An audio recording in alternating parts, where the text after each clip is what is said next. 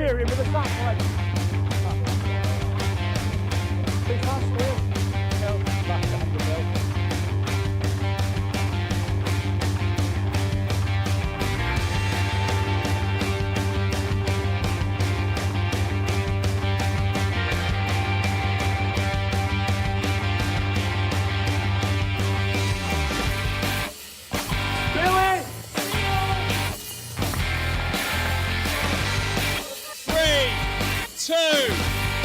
Let's go!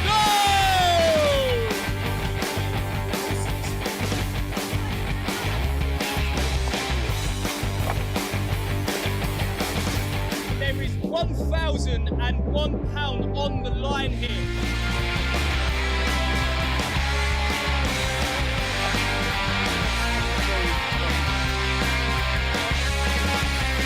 Yeah, but out of everyone who's here again, none of them beat me last year.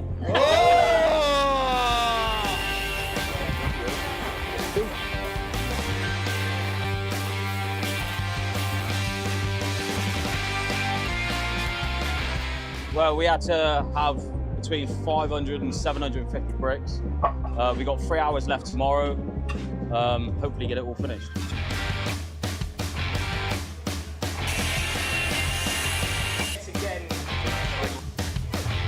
Uphill slog on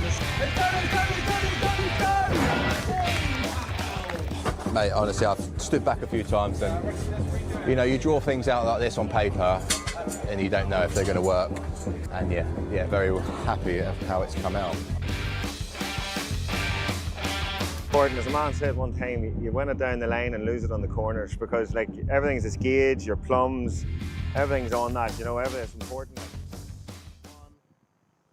Ladies and gentlemen, welcome back to day 2 of Super Trowel 2026.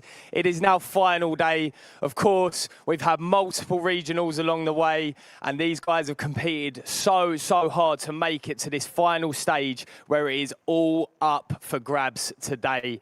So behind me, of course, the competitors yesterday got their bricks laid out ready with their hod carriers, and it is all primed and ready to go. A big day ahead, Jake.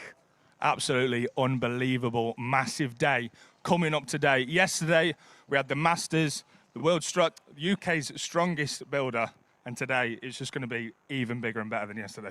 Exactly that. It's all down to the pros, of course, but not to mention as well, we also have the juniors competing. Of course, the Masters still going on as well. So this is, of course, a massive opportunity for these juniors to announce themselves on the stage themselves with a dream of maybe one day competing in the pro race themselves. I know a few of them have been eyeing it up along the way, Jake. Well, obviously, we had the press conference yesterday, mate, and honestly, some of the words that were coming out of the apprentices and the juniors, they're coming for some smoke, mate. And if that's what we got to compete with coming forward, who knows?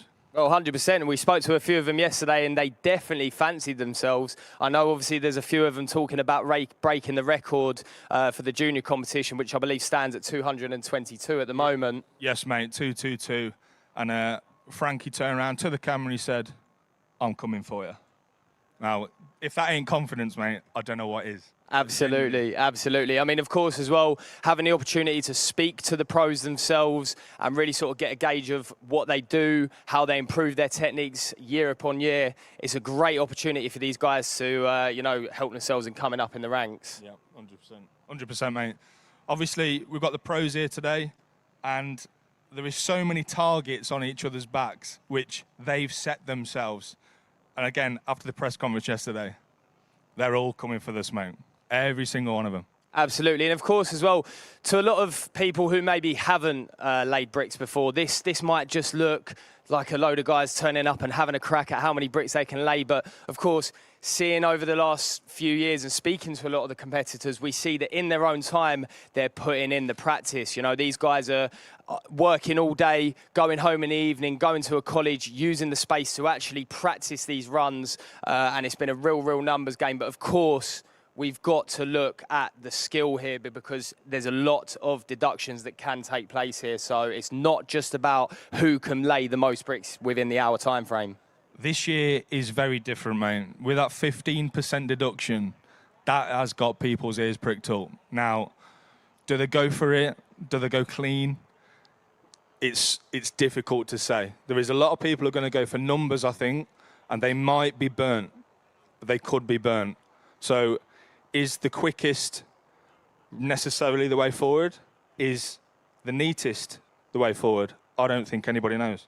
I think that's a brilliant question, to be honest, and I think that is probably exactly what's going through these competitors' heads today, because they all know they can put in the numbers. You know, a lot of these lads are scoring 800-900 bricks in their practice runs, but like you just mentioned there, Jake, with the new 15% deduction, if you now get more than 15% deductions, that's it, you're technically disqualified. You won't actually place. So that brings a new element to the competition. Of course, it was still tight deductions before, but now the question is, like you say, do you go for speed?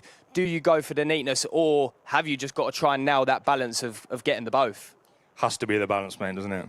But obviously in this practice runs, there's no judges there to judge it all. Now, you know, people can smash out 900, 1,000. Obviously, there's only a couple of people in the country at the minute who touch 1,000. But however, in the competition today, there's at least 5 or 6 of them, which is just over a third, let's say, which are hitting 900 plus. And if they hit them today, that is, you know, that's legendary status. That is top spot. Absolutely, absolutely. I mean, listen, there's some seriously high scores to beat as well. Just in terms of technique as well, we've seen a lot of different techniques used over the last few years. We've seen people use pick and dip methods. We've seen people use the long bed methods. Of course, we look back at maybe previous winners and see what they did. Of course, we talk about Charlie Collison, for example, a multiple-time winner of the competition, arguably the king of pick and dip. Do the competitors maybe look at the previous winners and think, what can I take from them? Do we go for that pick and dip? Or is it about stamping your own stance upon the event and seeing what works for you? I think, Sam, you've got to look at Dale. So Dale obviously invited Charlie up to his college, and they had a little friendly race. However, there's nothing ever friendly about a bricklaying race with Charlie Collinson. And Dale smashed out 900 plus bricks. And he's been getting tips off Charlie left, right, and centre. You know, it's pick and dip is the way forward. And you'll probably see today, a lot of the contestants today will be using that method because it is tried and it is tested and it is proven to be, arguably, the quickest method to lay. Now, as well, for anybody at home watching as well who maybe are not a bricklayer themselves, we've just spoke about sort of numbers laid within the hour there. We're talking anywhere from 600 bricks upwards. Could be less, could be more, but generally speaking, we've just spoke about the 800-900 numbers. Now, for any of you that at home are sort of trying to get a gauge of, you know, what's that really like, bricklayers across an 8-hour shift during a working day would be very, very happy with anywhere between 800 to 1,000 laid in a day, wouldn't they? Now, you see a lot of people, don't you, every day saying, oh, look, I've laid 1,000 bricks a day today. That doesn't happen every day. Of course. If that happened every day, mate, we'd all be millionaires. Oh, yes. You know, you're lucky some days if you lay 300, 400, it rains. But again, like you said earlier, it's the practice runs. They go to work and they lay hundreds and hundreds of bricks a day, and then they have to go home and do it again.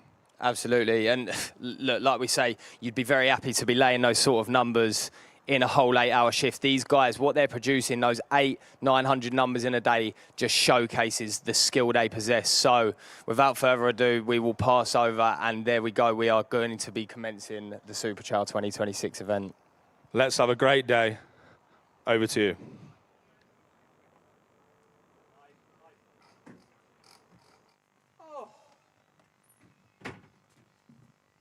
Good morning. Now, when we started Super Trowel 3 years ago, did we think that in that short time we would become the UK's biggest bricklaying event? Absolutely not. Did we think we'd have 16 competitors, professional bricklayers and hod carriers, 2 internationals? Absolutely not. 6 Masters competitors, 8 juniors, and the strongest builder competition that happened here yesterday? No. Did we think we'd have to do it outside because the ceiling can no longer hold us? No. But we're here. It's Super Trowel 2026. Let's have it. I better change my shoes.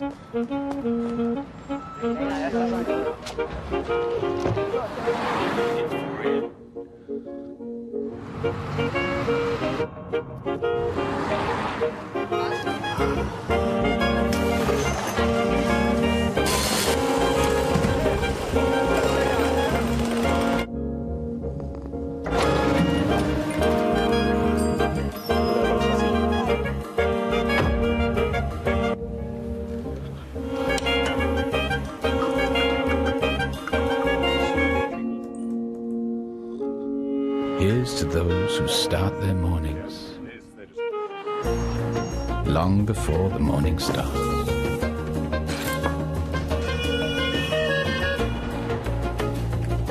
Busy morning, huh? Crazy. You?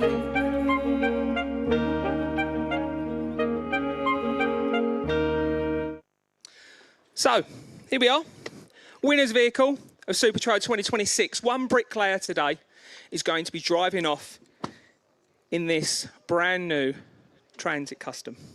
What an incredible prize for the bricklayers. As we said, we've got 16 pros here today. We've had 7 regionals right across the UK, inviting 2 internationals from America and Australia. It's been an incredible first day that we saw yesterday with the strongest builder taking place. The Masters are well underway. The guys were all setting themselves out yesterday. The junior competition has grown and grown each year, which is absolutely fantastic for us.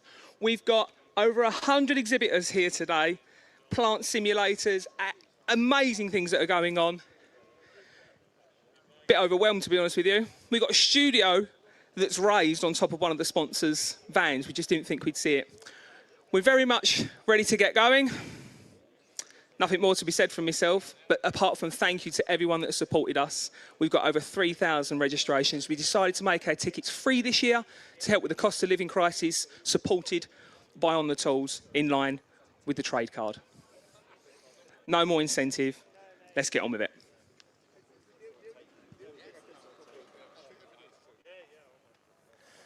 Welcome to the competition area where the competitors are doing their final preparations. We saw yesterday the hardest hod race. Our man there in lane 1 absolutely smashed it. But now what the odd carriers get a chance to do is customise the lanes for their bricklayers. They get to set it up perfectly so that it's suitable for each bricklayer, because as each of these 16 competitors have their own sort of method in the madness, they have their own sort of techniques and ways of laying.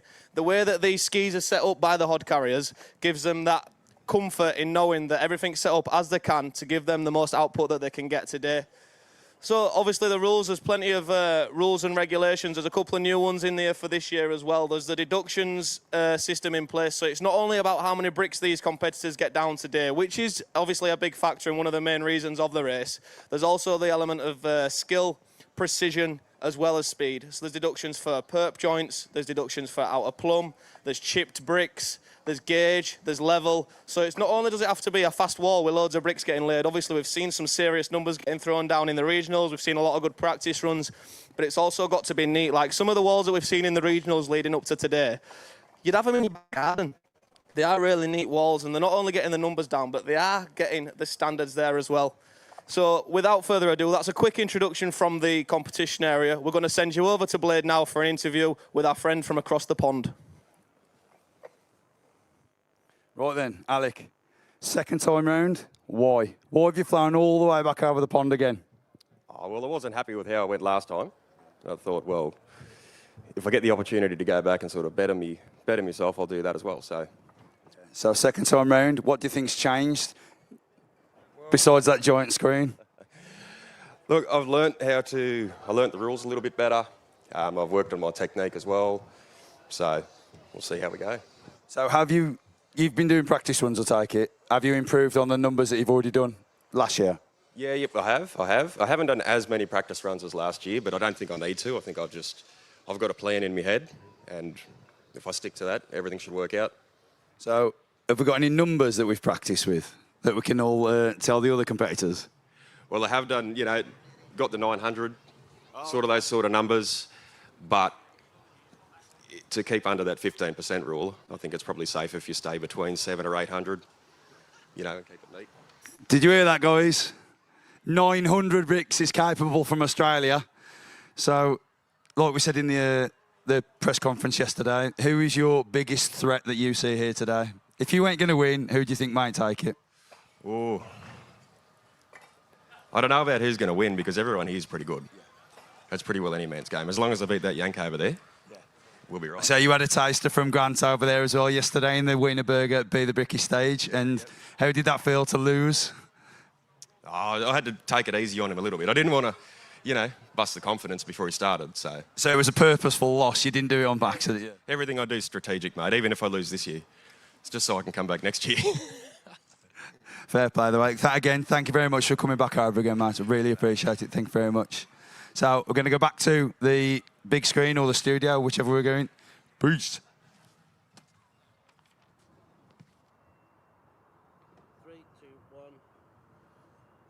Now, of course, we can look back with the main event coming up now. We get to look back at the regionals, okay? That is how each of these guys made their way to this final. So, of course, what happens is across the country, there is a load of regional heats. We've got the Wales one, we've got the Irish one, we've got the Northern one, the Southern one, the Subby Cup as well, where these guys battle it out. I mean, there's so many people entering at the start, and then it just cuts down to 16 finalists. Now, I feel like the regionals is a good way for the guys to sort of assess and see where they're at, you know, compared to the other guys, Jake. Yeah, I was just about to say that, Sam, in the sense that because obviously they do the regionals in the colleges, obviously it's different mortar than they use here and what they use on a day-to-day basis. Now, with it being lime mortar, which they can reuse and recycle in colleges, it can slip, slide. So the strategy, personally, that I would take is obviously it's quality. Obviously, you need to hit those certain numbers. If you can hit 600, you know, that has been the standard this year. Next year, that's going to be more, mate, 100% more. But then obviously, look at the practice runs of some of the lads on the list, and then in the lanes, 900 plus. So I just don't know what's going to happen today. Honestly, I'm so excited, mate. It is unbelievable. I think you touched on a good point there about we're going to see numbers go up. Now, that is what we've seen year upon year. Numbers continuing to rise, the standards rising.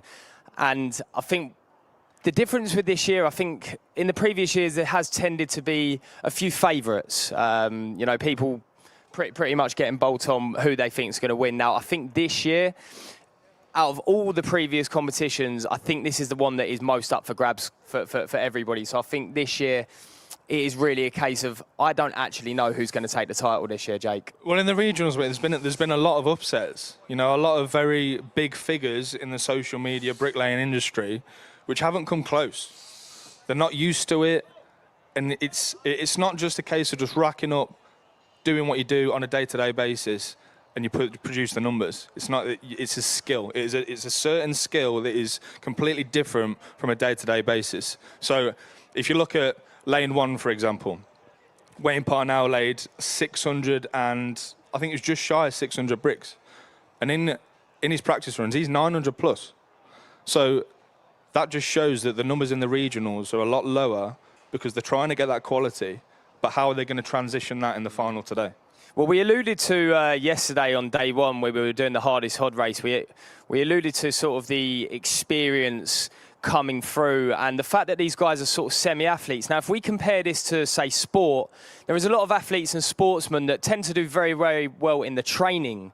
Now, when it comes to jumping on the pitch, say it's football in front of thousands of people, the pressure of the crowd, they can slightly underperform. Now, that can be a thing here because if we look at the regionals, of course, there is people they're supporting, but it's not quite on the scale of the final day. Now, when these competitors, especially if they haven't competed in a final before, turn up and all of a sudden they've now got all these people watching them, you know, the cameras are on them, it can add a lot of pressure and that can really affect people's performance. So I think today, compared to maybe the regionals, say, I think it is going to be a case of who can deal with the pressure and who can turn up on the day. No, definitely. Now, you're talking about contestants. I had Mr. Tom Humphrey yesterday say, you know, in practices I can get 800 plus, but what I do know is on the finals, the adrenaline's pumping, I can lay another 50 at least.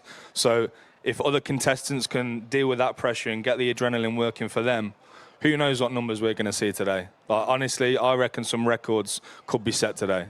Could be very interesting. I mean, if we look back as well, if we touching on the regionals yet again, I mean, we've got a few regional winners, of course, competing today. Now, I don't know about you, Jake, but personally, if you've won a regional, do you think that's going to give you a bit more added confidence? I mean, I guess we're going to have to find out very soon, but we're going to pass on to some of our sponsors and have a little listen to them.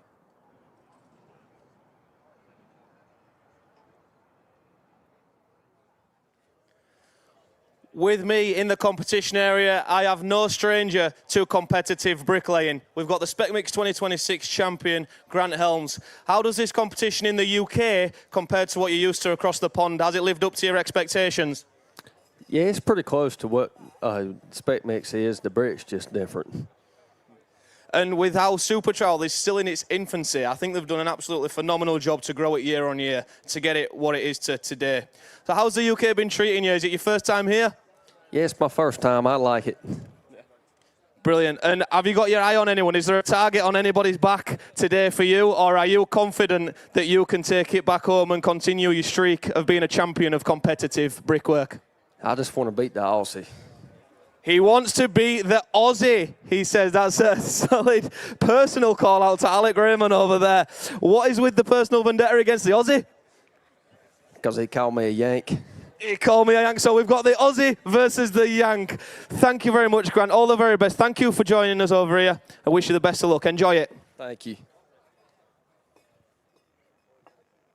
Let's talk about actually the numbers. You know how many that you've obviously supported with this year in terms of numbers. Yeah. How many is it? It's around about 100,000. Wow. So, yeah, that's a lot of bricks, but a lot of...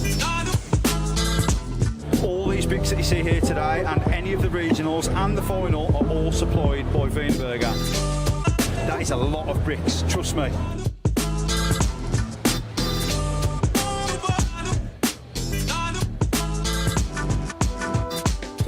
Wienerberger for providing us with bricks for all the regionals, donated back into colleges to ensure that we are supporting the next generation of learners.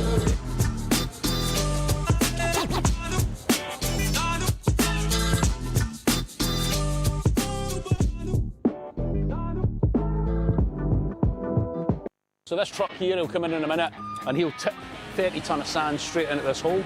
And this then runs up these belts, 400 or 500 tonne a day, and that's 9 different locations right across the country. It's a lot of sand. So this one's called the policeman. So this physically picks this up, and this is the one we'll have up at the final as well.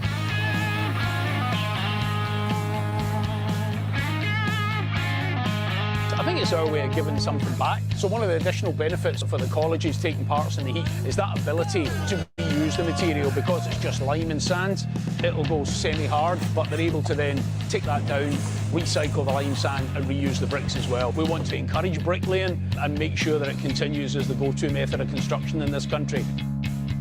The cement's pumped up into the silos upstairs. We fill the other silos up with dry sand, then that's all our raw ingredients that are going into that big kitchen scale, going into that mixer, and then either going into the big silos at the end with finished product, or dropping straight down into a truck for ready for delivery to site. One of the benefits we as a business have been able to bring to Super Trowel is our national coverage. So we have 9 factories right across the UK, and as Super Trowel's grown from its small inception at Hertford College to being a nationwide event, we've been able to supply materials in silos to all the heats this year. We might struggle if Jack wants a competition in Vegas, but anywhere in the UK, and when we get to Wembley Stadium next year, then I can look forward to seeing the silos in there. Let's talk about actually the numbers. You know how many that you've obviously supported with this year in terms of numbers. Yeah. How many is it? It's around about 100,000. Wow. So, yeah, that's a lot of bricks, but a lot of... All these bricks that you see here today and any of the regionals and the final are all supplied by Weinberger. That is a lot of bricks, trust me.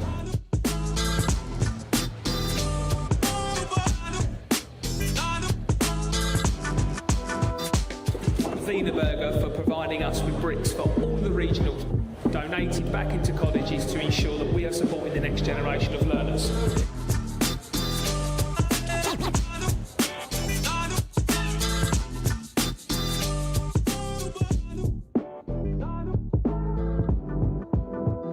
So this truck here, he'll come in a minute and he'll tip 30 tonne of sand straight into this hole. And this then runs up these belts, 400 or 500 tonne a day, and that's 9 different locations right across the country. It's a lot of sand. So this one's called the policeman. So this physically picks this up, and this is the one we'll have up at the final as well.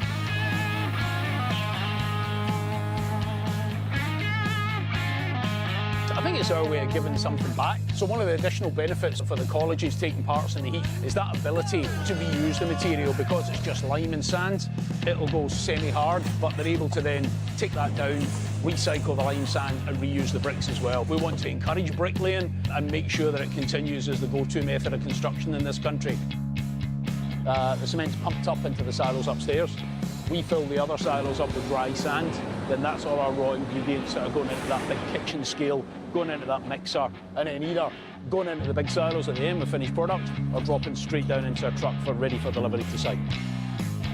One of the benefits we as a business have been able to bring to Super Trowel is our national coverage. So we have 9 factories right across the UK, and as Super Trowel's grown from its small inception at Hertford College to being a nationwide event, we've been able to supply materials in silos to all the heats this year.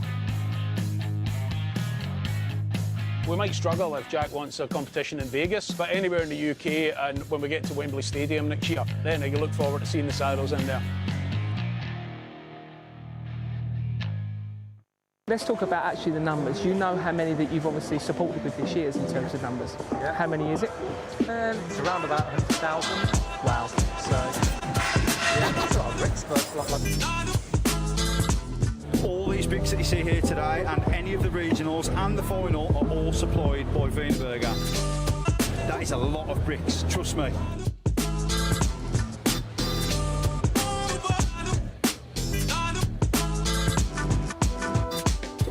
Wienerberger for providing us with bricks for all the regionals, donated back into colleges to ensure that we are supporting the next generation of learners.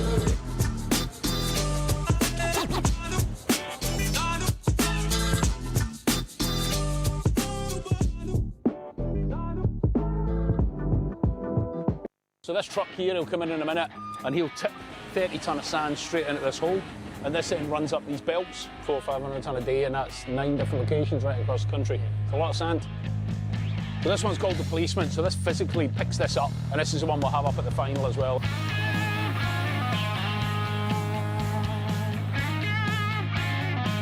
I think it's our way of giving something back. So one of the additional benefits for the colleges taking parts in the heat is that ability to reuse the material. Because it's just lime and sand, it'll go semi-hard, but they're able to then take that down, recycle the lime sand and reuse the bricks as well. We want to encourage bricklaying and make sure that it continues as the go-to method of construction in this country. The cement's pumped up into the silos upstairs. We fill the other silos up with dry sand, then that's all our raw ingredients that are going into that big kitchen scale, going into that mixer, and then either going into the big silos at the end with finished product or dropping straight down into a truck ready for delivery to site. One of the benefits we as a business have been able to bring to Super Trowel is our national coverage. So we have 9 factories right across the UK, and as Super Trowel's grown from its small inception at Hertford College to being a nationwide event, we've been able to supply materials in silos to all the heats this year. We might struggle if Jack wants a competition in Vegas, but anywhere in the UK, and when we get to Wembley Stadium next year, then I can look forward to seeing the silos in there. Let's talk about actually the numbers. You know how many that you've obviously supported with this year's in terms of numbers. Yeah. How many is it? It's around about 100,000. Wow. So, yeah, that's a lot of bricks, but All these bricks that you see here today and any of the regionals and the final are all supplied by Wienerberger. That is a lot of bricks, trust me.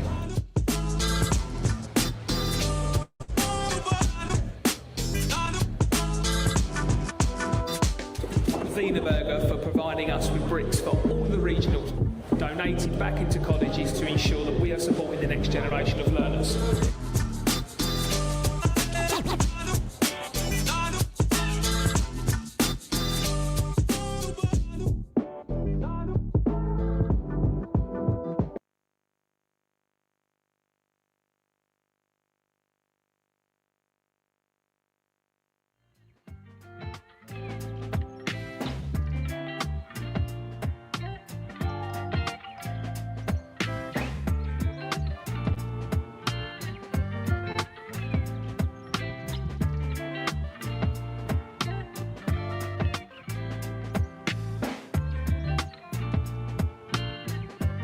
Free shower caps here as well. Absolutely win. just what you need for the Welsh weather. You can turn them into a Mohican. Happy Friday. Well, welcome to Cocknick.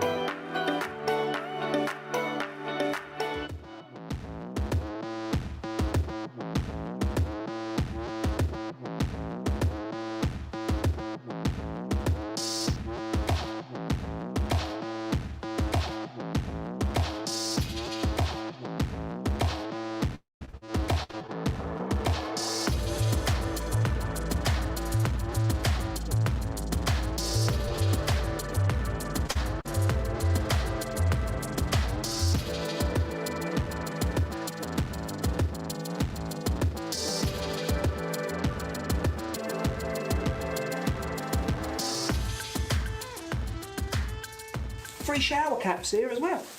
Absolutely banging, just what you need for the Welsh weather. You can turn them into a Mohican. Happy Friday. Well, welcome to Catnick. So we're going to be your tour guides for today. Just one question, which one of you is going to win?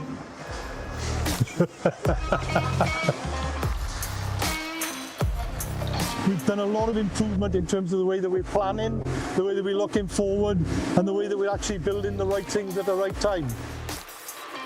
The company was established in 1969, and Catnick was the ones who developed the steel lintel.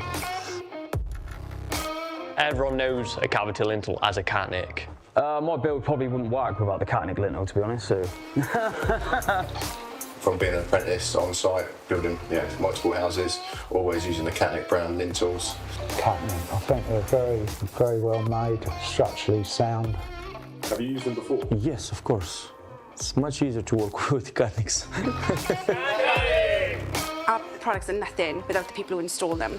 So without the brickies, without the plasterers, without you guys in this room, our products don't mean anything. And we know how much pride that you take in your work.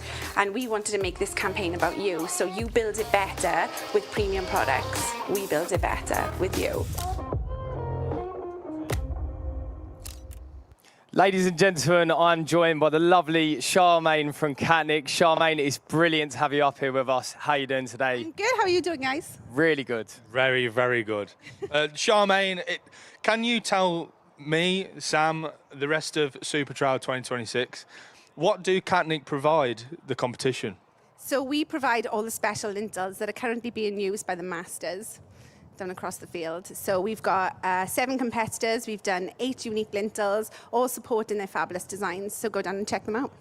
Very impressive. Now, Charmaine, I keep seeing this orange dragon waving in front of my face. Can you please tell me what our lovely friend's doing joining us up here? So this is Griffin. He's the Catnick Dragon. He's our new mascot for 2026. We're rolling him out this year, but we're launching him exclusively at Super Trowel. So we're encouraging everybody to come along and follow us and like us on Instagram. Keep in touch, and we'll be doing a competition in September to get a free one. Brilliant. Is there any chance you can maybe put one of them aside for me at the end of the day? Maybe, if you're nice. Yeah.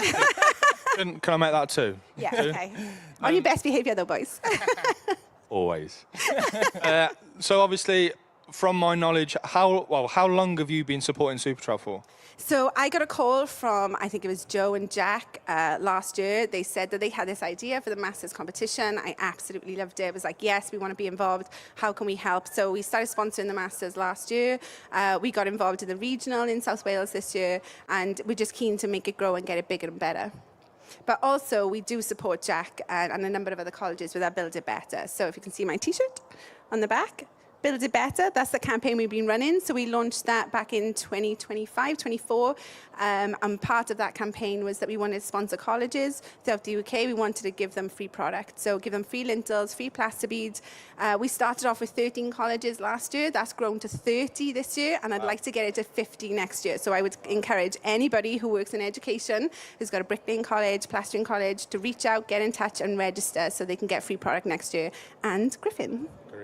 And you mentioned as well, there's a heavy amount of donations that have gone out from Catnick. Could you just touch on that a little bit for us? Yeah, so this year we've done over £200,000 worth of products that has gone out. So that's mainly plaster beads and lintels. It's a huge commitment from us as a brand, but we really see the benefit. We're so determined to help boost the skill set in this country for traditional building. I think it's vitally important that the colleges get supported. It's a huge expense to buy the products and the bricks and the mortar that they need. So where we can help out, that's where we want to be.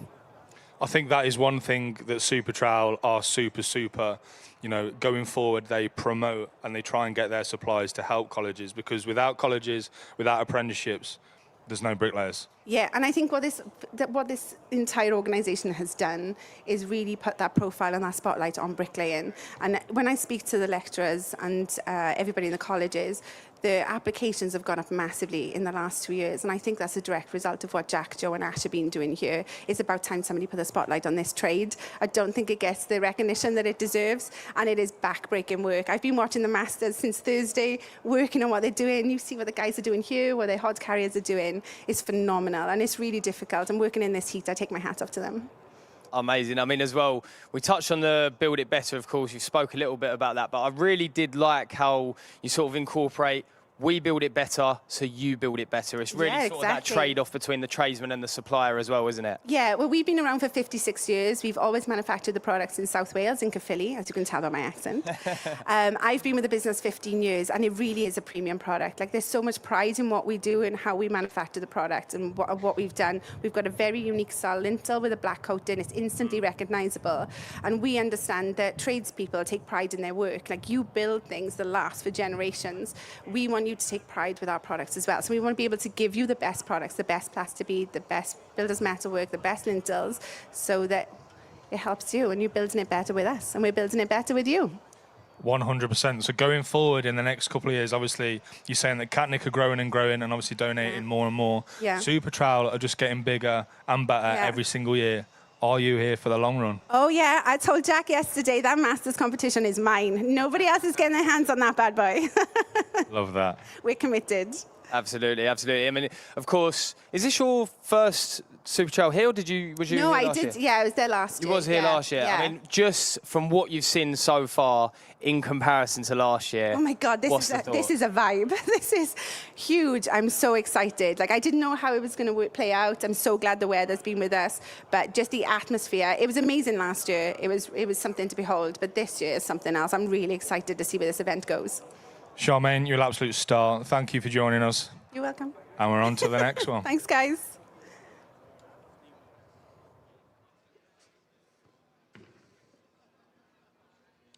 Okay, so I'm being joined here by Steve Thompson from NOCN to talk a little bit about our judges. Steve, you are part of the judging team, but you're also part of NOCN, and you've sponsored the judges for 2 years. In your experience over those last couple of years, what's been your impression of Super Trowel?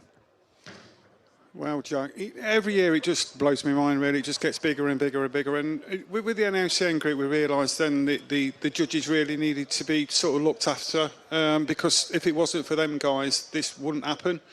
What we've got here is a pedigree of individuals that have been in the industry, I think, probably combined over 1,000 years. I mean, we've been at it 30, 40 years, some of them.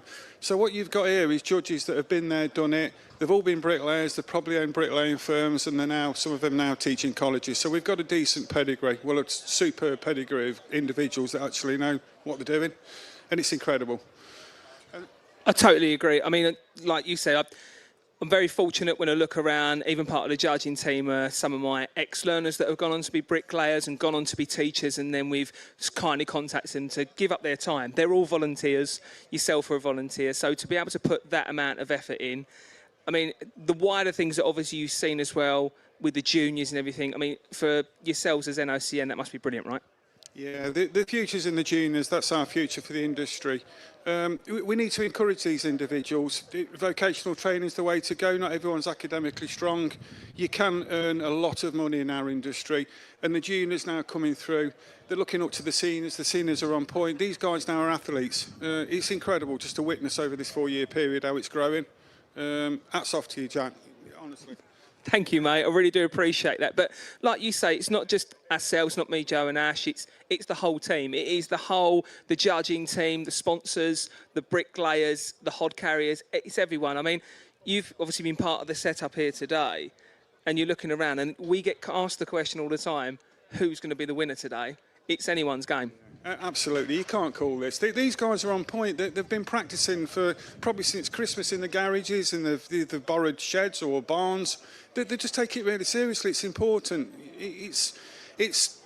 You know, when we first started, Jack, I've been with you from the concept. I just thought it was a competition, so many bricks you can lay in an hour, and it's almost what we call in the trade as a slashing competition. It's not that. You know, the principles of bricklaying is plumb level engaged. We're now on top of that. The competitors know what that's about. The laying bricks to a speed when I was at it, we just couldn't keep up with that. Like I said, these guys are athletes. It's incredible.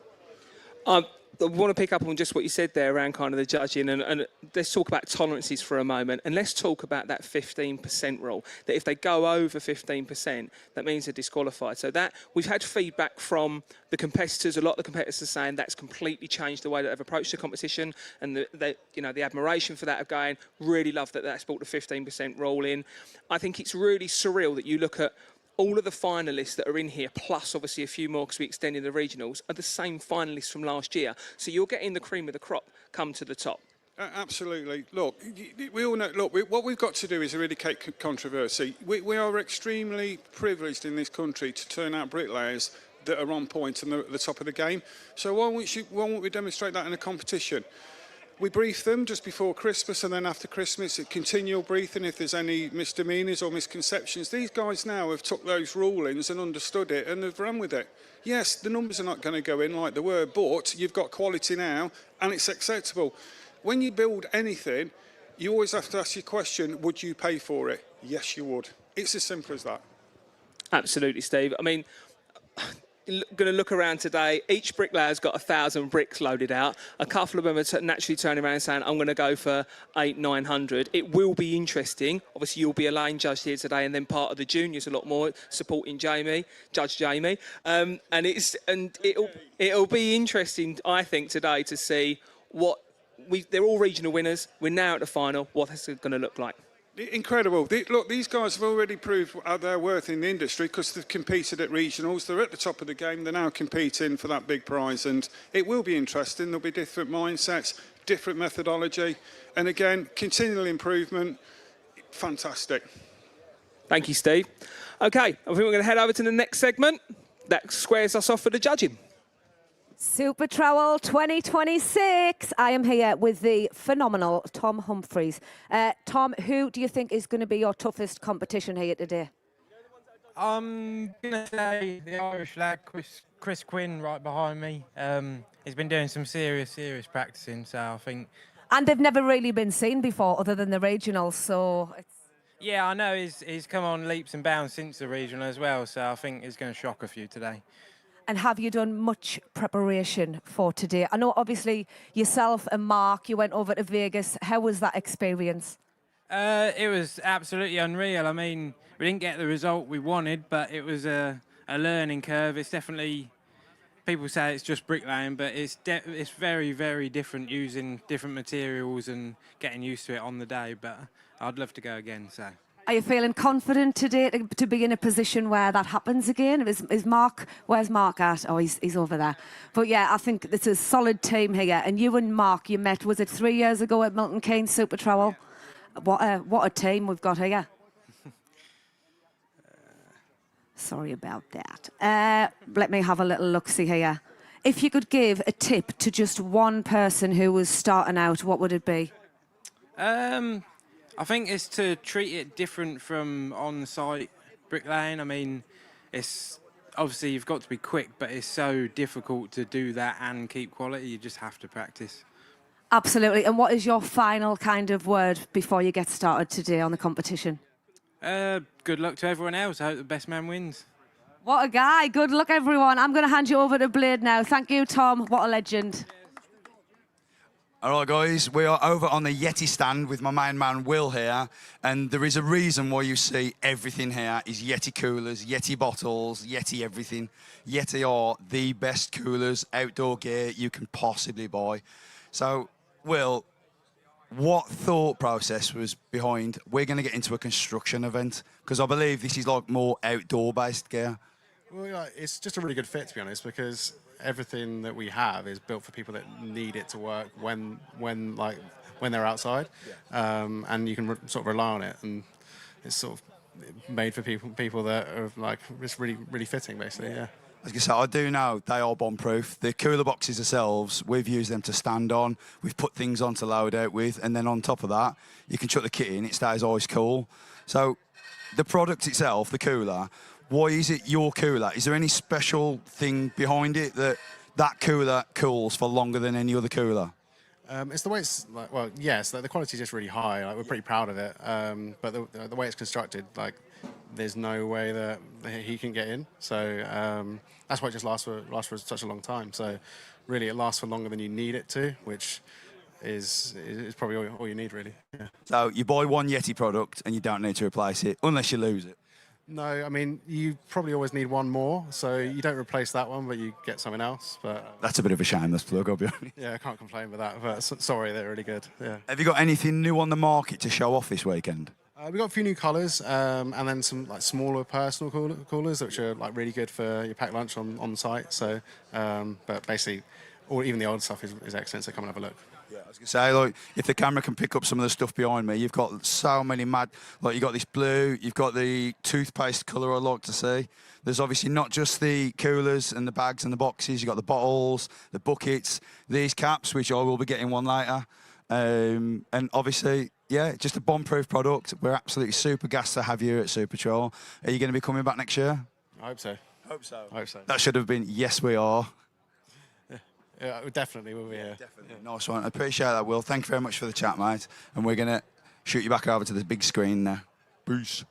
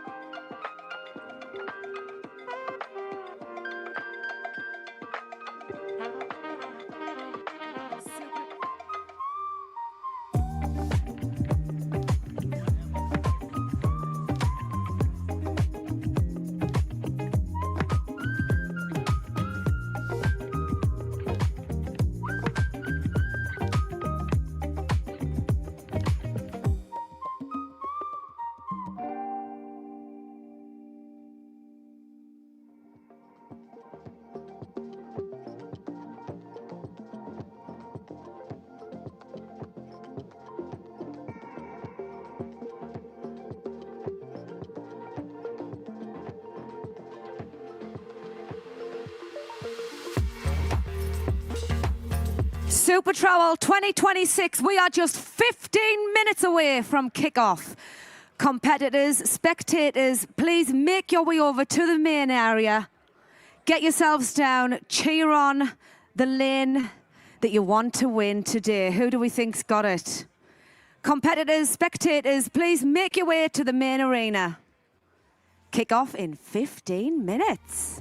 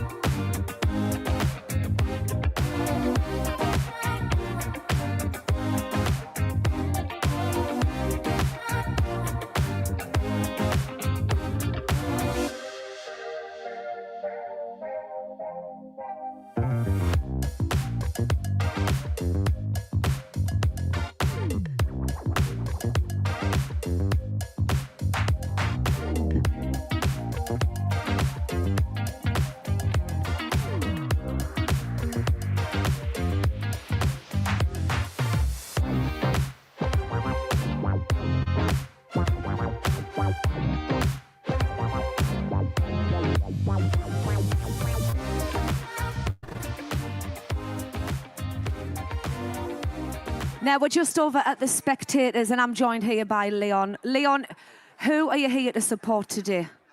Well, I'm here to support everybody. But, there's got to be a but. But yeah, if I'm honest, it's Ash Mahoney's my favourite, 100%. Ash Mahoney! We'll be speaking to Ash a little bit later on. How far have you travelled today to come to Super Trowel? And have you been before? Yeah, we come every year. We've travelled about 3 hours from Lincolnshire. And so your money is on Ash today. Is there anyone else that you think Ash maybe needs to be looking out for? I think, if I'm brutally honest, everybody. If they've got to this stage, that's why they're here, aren't they? Absolutely. I'm going to hand over to James now. He's going to have some interviews with everyone. Thank you, Leon. We've got Chris Quinn here, another visitor from across the pond, not as far away as the Yank and the Aussie, as they've been calling each other during the lead-up. Chris Quinn, another, shall we say, expat? Yeah, yeah, all the way over. A long day yesterday, or not yesterday, Thursday, travelling over. But yeah, good to be here yesterday. I'm liking the vibe here today. It's good setup. And how's Hertfordshire been treating you? Lovely. People's been great. Super Trowel's been great. Everything's been fantastic so far, yeah. Yeah. And what are your thoughts on your personal performance today? Do you think that you could edge it? Yeah, well, look, if I take my game on, that's it, yeah. Game on. I'll just do my thing. That's it. That's all I can do. Have you been doing many practice runs? Is there any techniques and tips and tricks that you've been trying to work towards that are different from what you do day in, day out at work to allow you to get the numbers down today? Yeah, it's definitely different from your everyday work. This is, I actually only joined it this year. I only know about it just over a year now. So I've been learning every practice wall. I think this will be my 9th wall I've ever done. So every time I do it, I'm just seem to be getting a wee bit better. You pick up things, obviously, but yeah, so hopefully it goes one better this time as well. Of course, and to be here in the final in your first year competing is a great event because obviously there's some lads here that are in the final today who have been part of this organisation since it was very born in 2023. Yeah. So, so you've done very well to get to the final, and to be in with a chance of winning is fantastic. So if you don't take the trophy home to Ireland with you today, who is your favourite to take it home?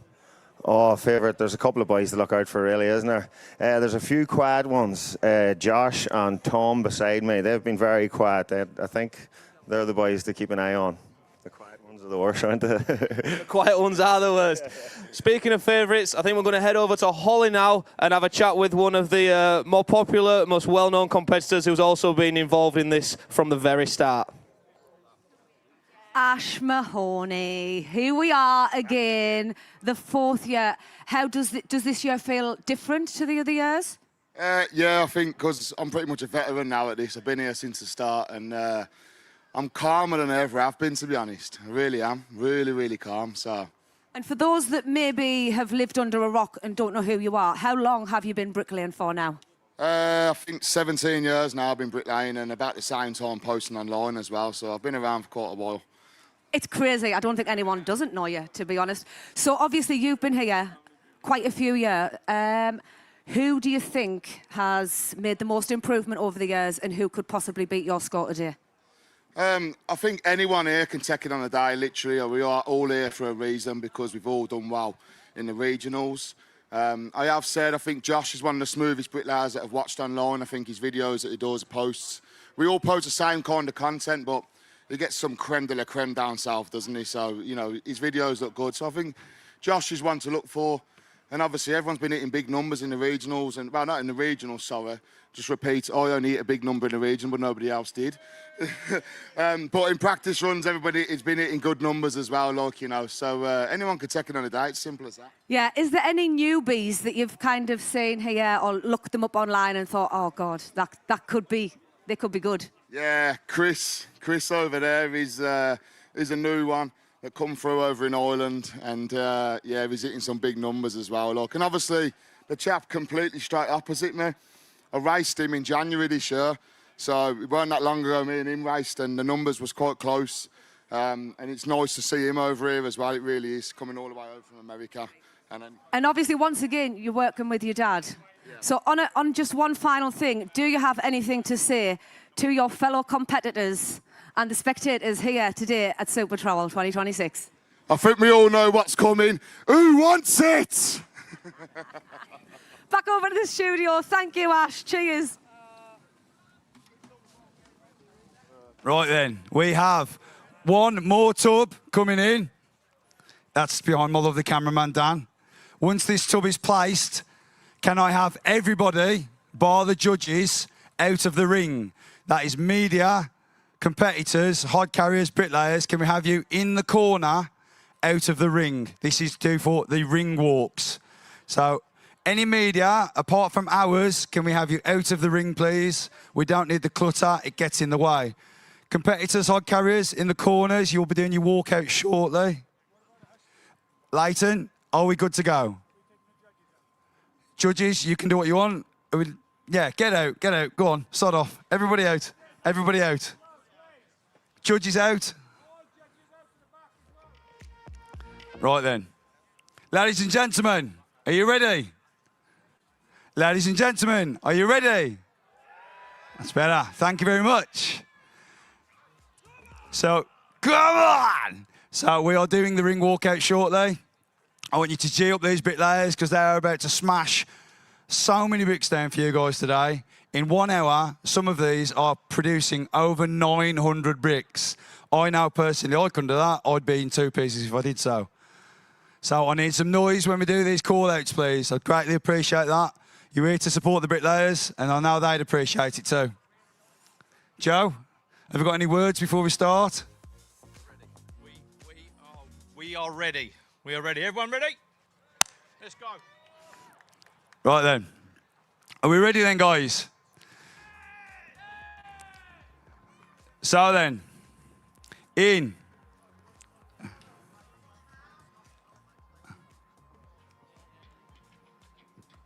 Oh, sorry, my bad. I jumped the gun.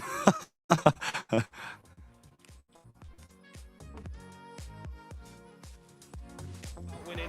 It's about pride, standards and professionalism. 31st of July and 1st of August. It's all to play for.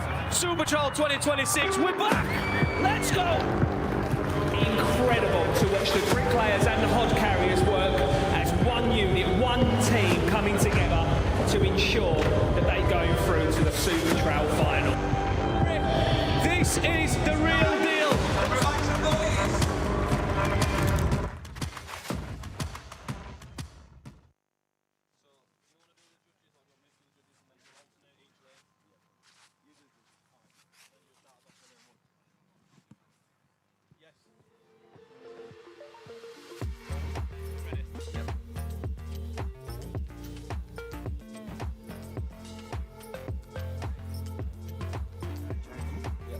Both of us.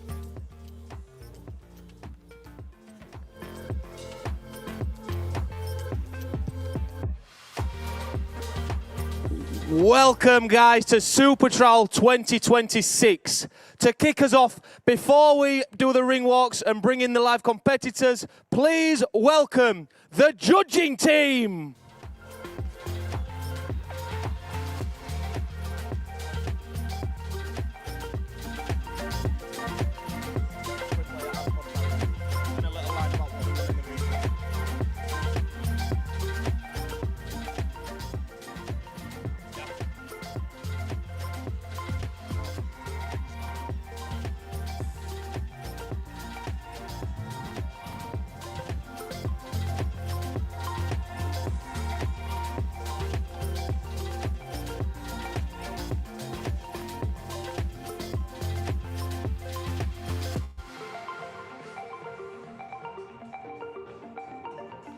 Right then, introducing the bricklayers and hod carriers.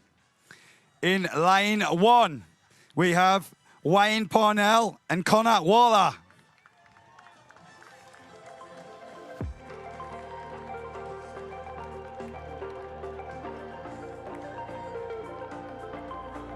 Wayne has previously competed in Super Trowel, as we all know. He competed in the 2025 and the 2026 regional to get himself here today, laying a total of 667 bricks.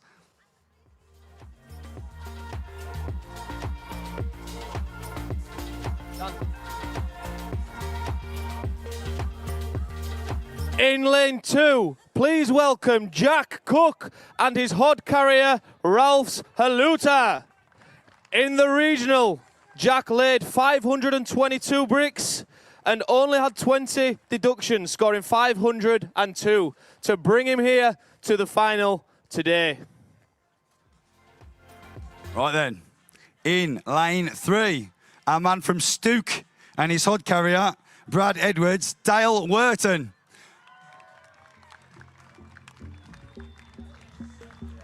Dale is currently the 2 times Subby Cup winner, the only person to ever do that, and that has secured him a place today. Please welcome to lane 4, Tom Humphrey and his hod carrier, Mark Rosier. Tom is a popular name, competed in 2025 in the South England Regional. He was first. He went across to Vegas to compete in the Spec Mix and got through the South England Regional again with first place in 2026. Right then, in lane 5, a very, very well-known bricklayer. He was one of the first people to rock up to an event. Nobody knew who he was, and he smashed the event to pieces. Lane 5, we have Josh Oldman and the hod carrier, Luke Collins.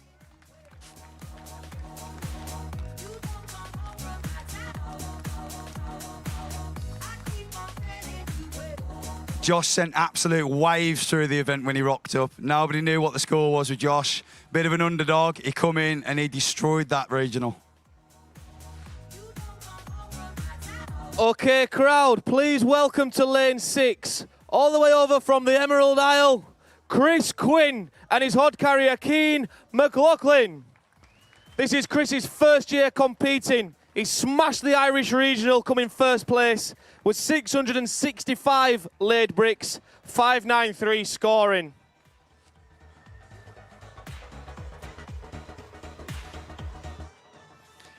Right then, in lane 7, we had a press conference yesterday and this man was coined the dwarf from the north. It is Jack Sykes and Lee Dawson.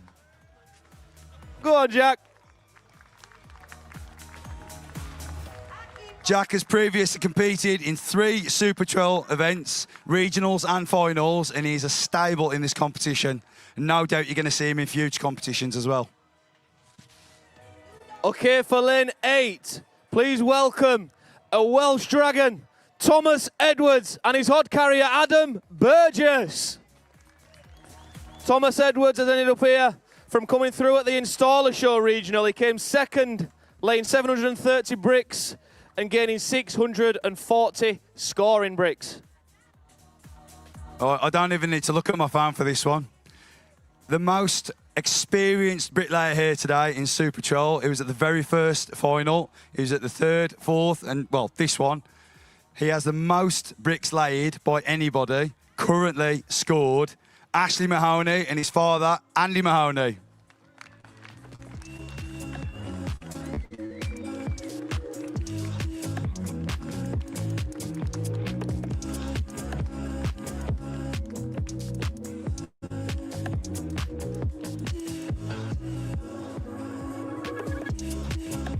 Okay, let's give lane 10 a huge warm welcome from all the way across the pond this time, much further than the Emerald Isle. He's been called a Yank in the WhatsApp group chat all the way leading up to here. He's got a point to prove today. Welcome to lane 10, please, Grant Helms and his hod carrier, Keith Helms. Big round of applause, a warm welcome to Grant. Grant is coming in with force today after being the champion of Spec Mix 2026, first place. That has earned him the place to compete in Super Trowel 2026 today. Lane 11. This man competed last year and he weren't happy with what he did. And he made the effort to travel, well, hundreds of miles to be here, all the way from Australia. A previous competitor, Alec Ramon, and his hard carrier, Mark Cunningham.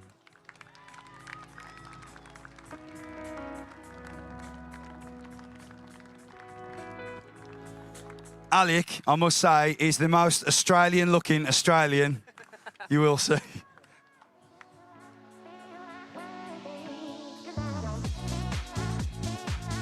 Into lane 12.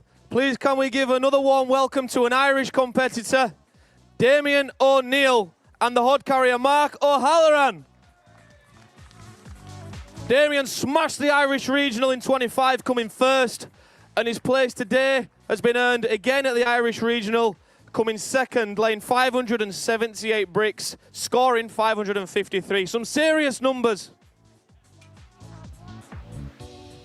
All right then, another competitor from across the border.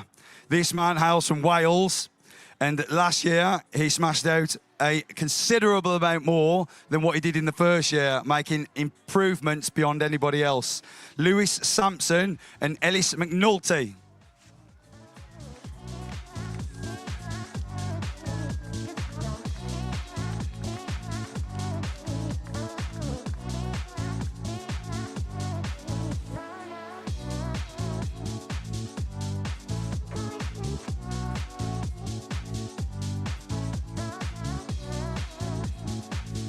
In lane 14, let's bring to the arena the Welsh Regional Champion from this year, Perry Day, and his hod carrier, Billy Searle.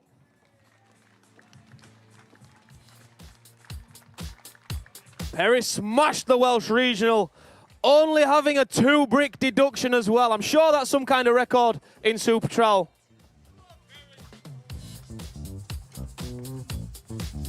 Right, in lane 15, another well-known name. He has competed in 4 other Super Trowel competitions, regionals and finals. Evan Haberfield and Adam Windle.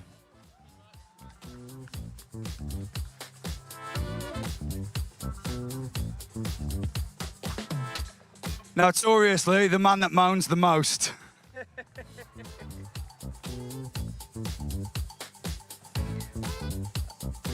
And last but not least, in lane 16, please welcome Christian Thomas and his hod carrier, Reese James.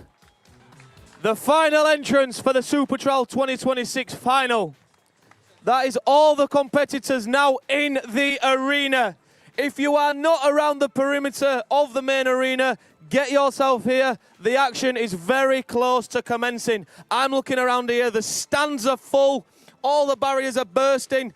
There's bums on seats, I'll tell you. It is a very, very busy and hectic crowd. Let's hope we can make some noise during the competition. Really get behind these boys. These are going to put everything on the line today. We've got the weather for it. We've got the conditions. We've got a fantastic media team and crew for the coverage. We've got a brilliant crowd. The space is filling up nicely. We've got unbelievable vibes, Blade. We're almost ready to go. Mate, I want to say stuff, but I can't, so I'm speechless, because look at this. Look at this. Look at what we're doing in Super Trowel now. Insane, mate. If you ain't in the ring, if you are not around the ring now, you are not... Well, you're not around the ring. You're being silly. You need to be here now, because this is where the action is about to kick off. As you see, the hod carriers are starting to dash their mortar out now. In the next couple of minutes, we are going to start commencing the race. I think you the nerves... need to be here. I think there's a lot of adrenaline pumping around, Blade. There's a lot of pumped. testosterone in this arena. I've got so much adrenaline running right now. Yeah. I'm so gassed. The blood is pumping. The guys are getting sold. We can see the hoddies setting the boards up now. Some of them have already got a sweat on. It is hot in here, and the heat's only going to get ramped up even more and more throughout this next hour. I can feel the drips of sweat dropping down my back, and I'm not doing anything. These hod carriers are turning mortar out. The bricklayers are getting ready to lay. When these bricklayers are going, their T-shirts will be wringing wet. It's like they just jumped out of the bath. I'm sweating now, so God knows what these guys are going to go through.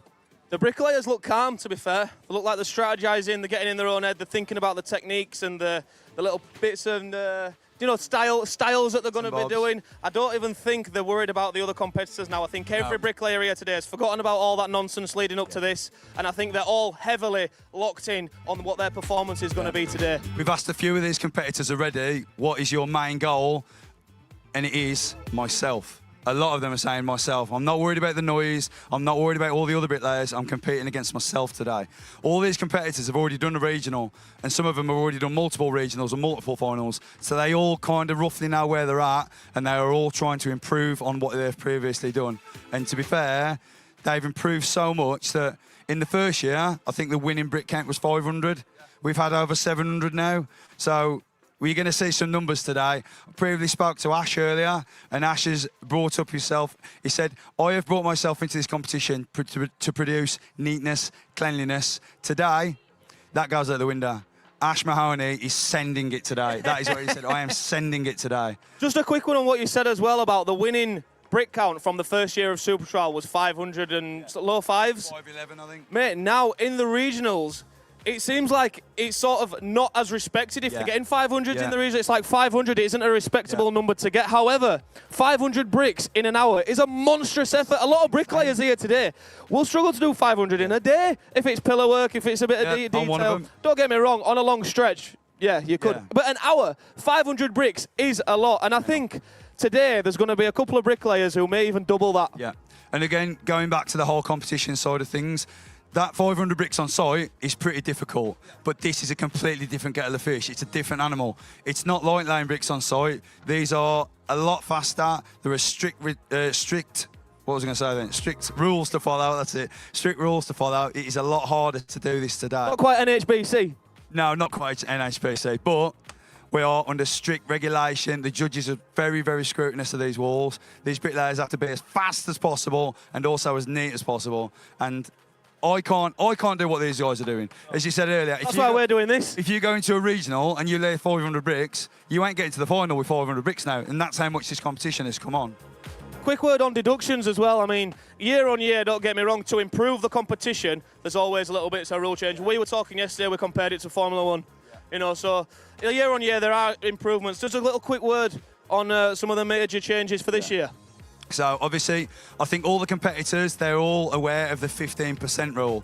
So over your total bricks laid, if you get more than 15% deductions, you're automatically out of the competition. So you could lay 900 bricks, but if you get 15% or more, you are out, even though you have the most laid bricks. Yeah, it's a great point to make. You know, although there is speed, precision, skill, there's also, we need a bit of accuracy and pride in it as well. So like the numbers are still getting hit, but we've seen Dale's practice walls. We've seen him head-to-head against previous competitors of Super Trowel as well. He's getting high nines. Ash is creaming it. Josh is doing it. You know, these are all well-known names, but there's also names, right, that we and the majority of people here won't have heard of today that could surprise us. They could do a Josh Oldman. Yeah. Josh Oldman in the York Regional last year. Like you said in the intro, nobody knew who he was. Yeah. Now he's blooming famous. Yeah. If Super Trowel's made him famous, but he's done that himself through hard work, dedication, and just showcasing his skills. Going back to people you don't know about, there's an Irish lad over there, Chris Quinn. I'm pretty sure he posted a video not so long back of him laying over 1,000 bricks in an hour. On a longer wall, but still, 1,000 bricks in an hour. It's a lot. What, are we going to see that? Are we going to see that today? Are we not? I don't know. Genuinely don't know. I just hope that the heat doesn't get to the British lads. Although we have had a heat wave over the past couple of months in the UK, we're not used to this. Are we? Alec, he's more than used to it. I think Grant's from a place in the US where it gets hot as well. You know, I mean, the Irish lads, they'll be just like us. Their sort of temperament and I think I've seen Grant rocking around earlier in a long sleeve t-shirt. Exactly. What? Why are you wearing that? Alec's missus has got a puffer coat on. It makes no sense. This is freezing for them, so they'll be what I'm saying is that could be an advantage. Yes. Or could it be a disadvantage because they're used to much hotter climates? Yeah, could be. It's definitely going to be a disadvantage for our guys due to the fact that the mortar's going off because of the heat. It's in the sun, it's getting baked. The bricks are dry, so that combination doesn't work well for us. So there's another thing to think about later on. When you do get to the jointing up period, how they're going to fare in the jointing up period, because it will be rock hard, this mortar will. Okay, thank you for listening to that, guys. What we're going to do now is we're going to wrap up, we're going to give you a little break, and then we're going to head up to the studio, and the guys up there are going to give you a full outline of what you are about to expect over the next hour. Thank you very much. We're nearly there, guys. We're nearly there. Let's have it!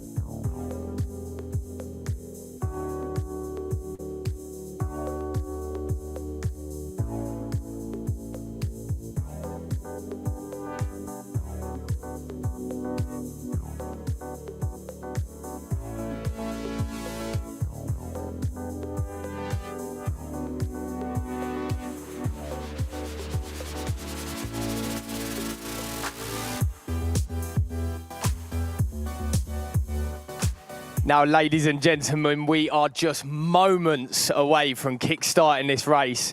And Jake, I just wanted to get a little prediction off you, and then I'll go after. But I just want to know, I'm going to put it on you here, mate.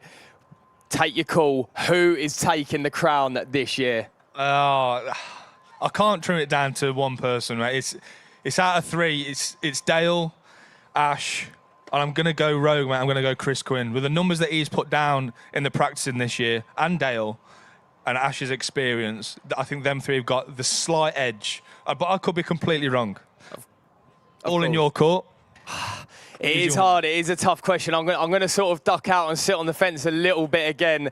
I'm going to go with a sort of top three favourites. I think just looking at previous years, I think experience could come into play here. So I'm probably going to go with Ash, Dale, and I do fancy Josh the Bricky this year as well, just purely because of that pick and dip that he's been showing about.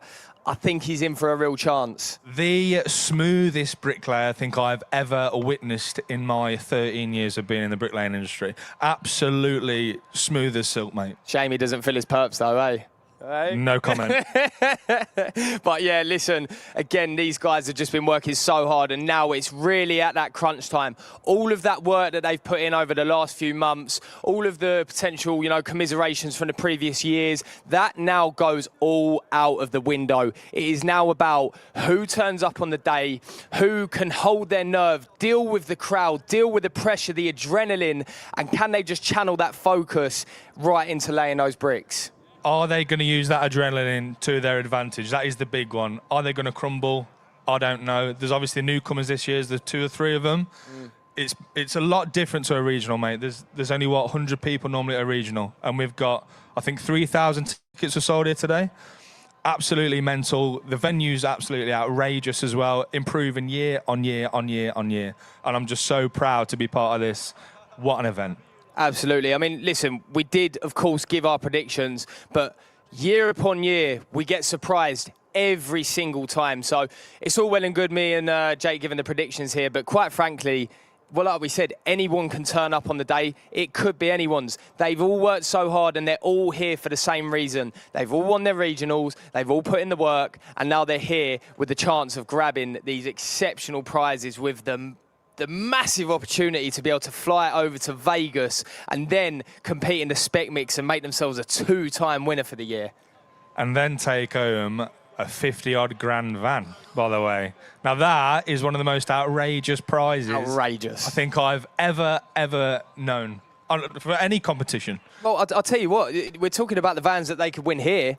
They can not only win a van here, they then get flown to Vegas to compete, and they could win a Ford Ranger at the Vegas competition. Yeah. Unbelievable. I think Super Trowel going forward, it's only going to get bigger and better. The prizes are only going to get bigger and better. The sponsors, which we've gained traction this year, are phenomenal. Yes. Absolutely phenomenal. I'm going to ask you a quick question. Dark horse this year? Ooh, dark horse, dark horse. I'll tell you what, purely just because of the press conference yesterday, I think the man that came through with the most confidence was actually Wayne Parnell. He seemed very confident in himself, you know. So I think when you see somebody with that self-belief, you know, he's been here before as well, I think there could be a dark horse on the rise with Mr. Wayne Parnell there. He's old enough for the experience. That's all I'm going to say. He is the dark horse. I think as well, what we're forgetting to mention as well is there's another person who is going to be playing a massive part today, and that is the hod carrier, okay? We saw the hardest hod yesterday. It is imperative that those hod carriers are on absolute A-star performance today to keep the bricklayers laying as many as they can. And who won the hardest hod? Wayne Parnell's labourer. There you go. So we mentioned the dark horse. He's clearly got the fastest hod on his side. Can he be the hardest and the quickest bricklayer? We will find out today, I'd imagine. My dark horse prediction. Go for it.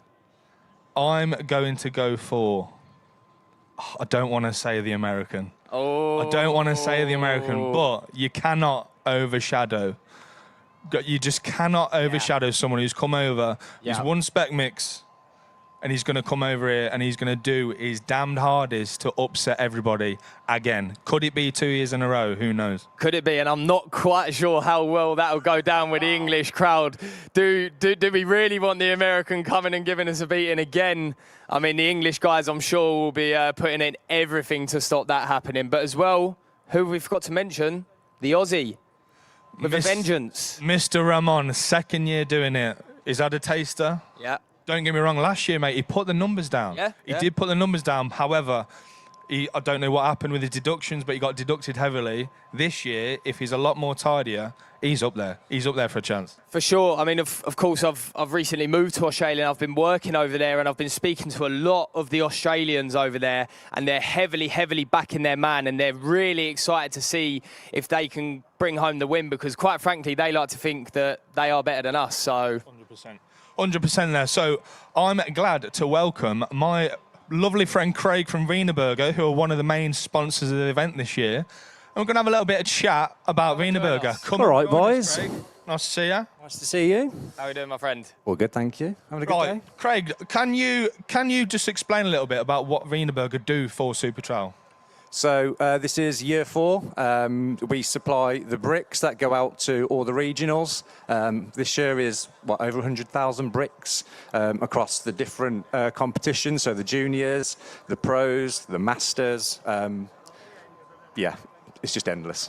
So what happens with, so obviously you supply those bricks to the regionals and the finals. What happens to those bricks after? So as part of our building for what's next strategy, all of the bricks will stay in those colleges, giving the apprentices the products, giving them the opportunity to show their skills, and make them trade ready. Really, get out there and work on those sites and build. Yeah, and as well, another question as well. I mean, of course, you're here representing Wienerberger. Yep. Ultimately, what do you believe makes you guys stand out from the rest? Why is it Super Trowel that have chosen you guys? I mean, we're the biggest brick manufacturer in the world. You know, they go hand in hand, really. You know, the size of Super Trowel now, just in year 4, like we've said, it's just huge, and the community, really. We just absolutely love being part of it, and we'll be there as long as we can. I wanted to touch quickly on obviously the sustainability side. So obviously you talk about donating all the bricks. Wienerberger, will that continue year on year? Are you planning on doing anything bigger and better? So, in terms of the event? Yeah, definitely. So, our bricks are built to last a lifetime, and hopefully, so will Super Trowel. So as long as they want us, we'll be there. Awesome. Craig, you're an absolute star. Thanks very much. Lovely. Have a good day. Cheers, boys. It's lovely and breezy up here.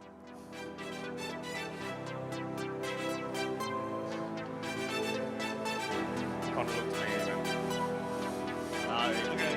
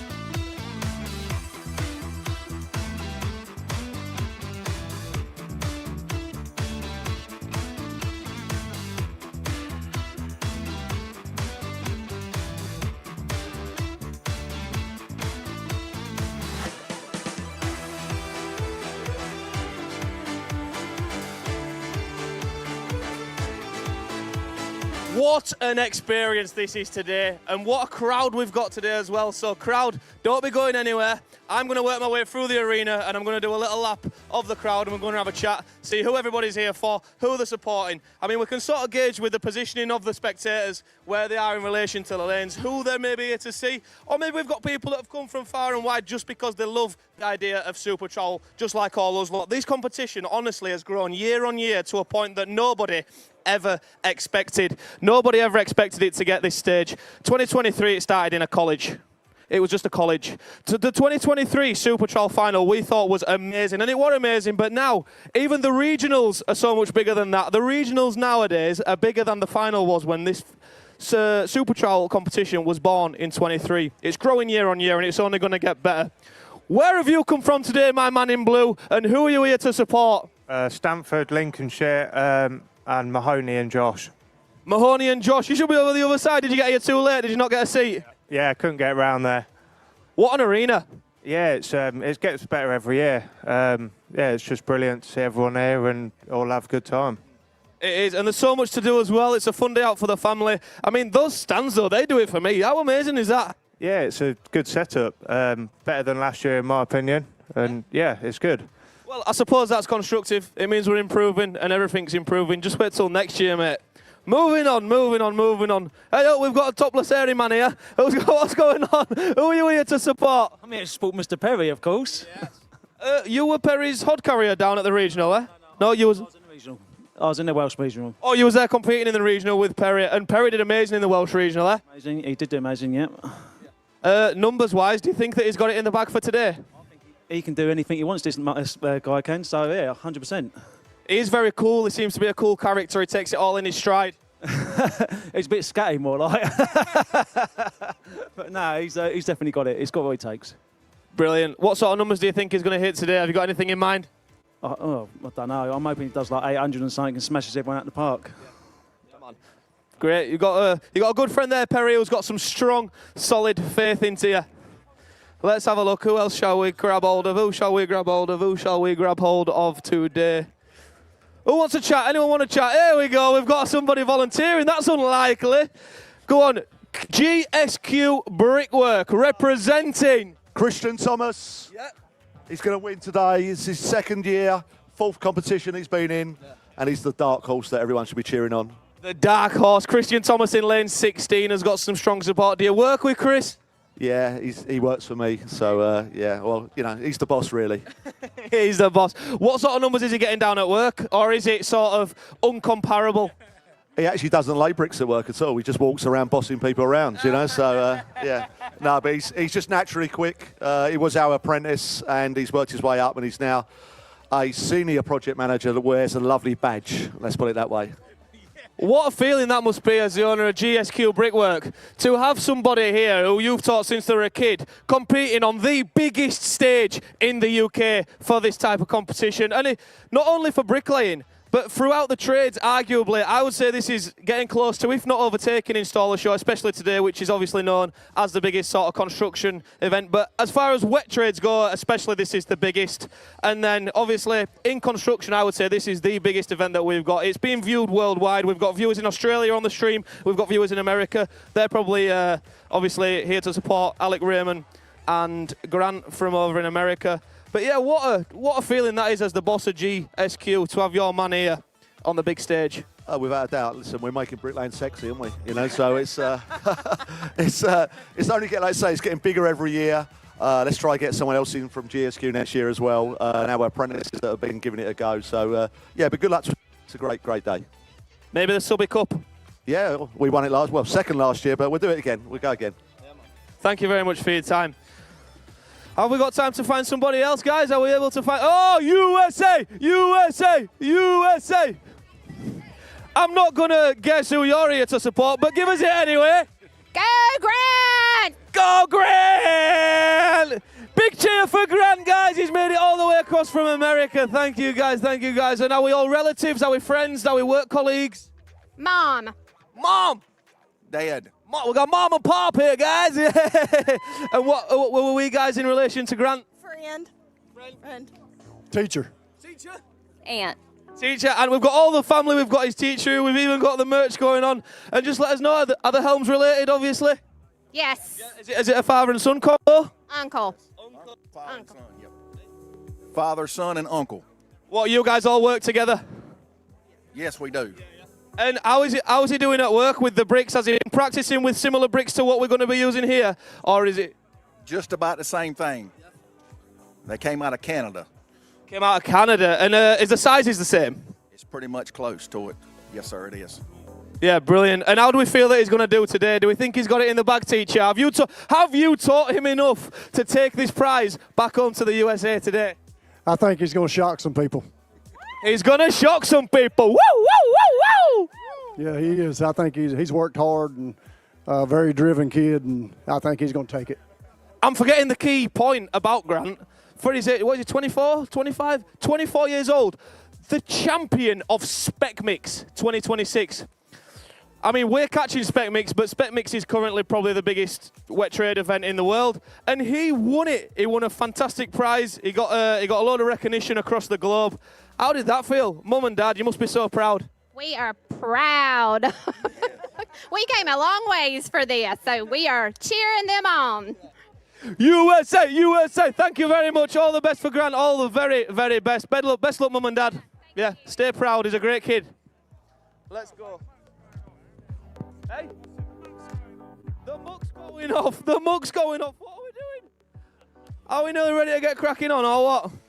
The muck's going off, mate. Let's go find some more people to have a chat with and see what's going on.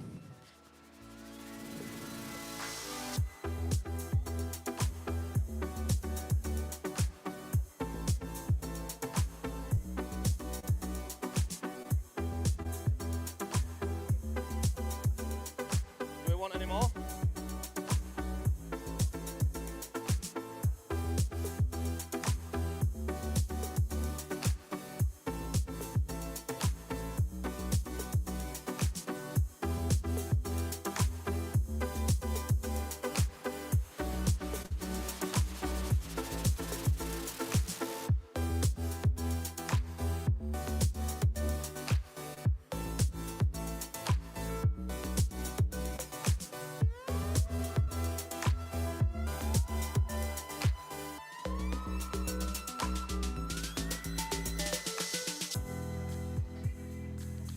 Right then, ladies and gentlemen, we're sorry for the wait.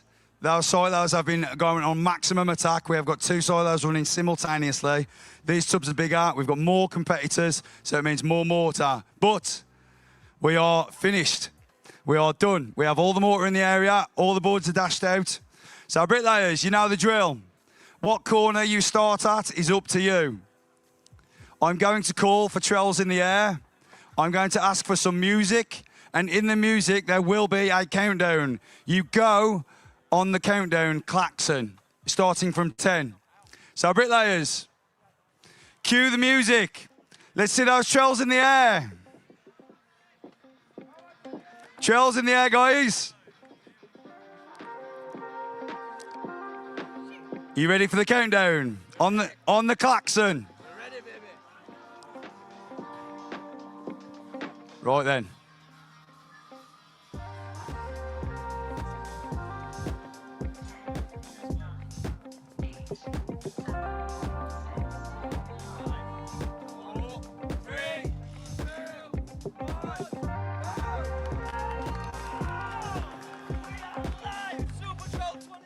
We are kicking off. I'm octane on.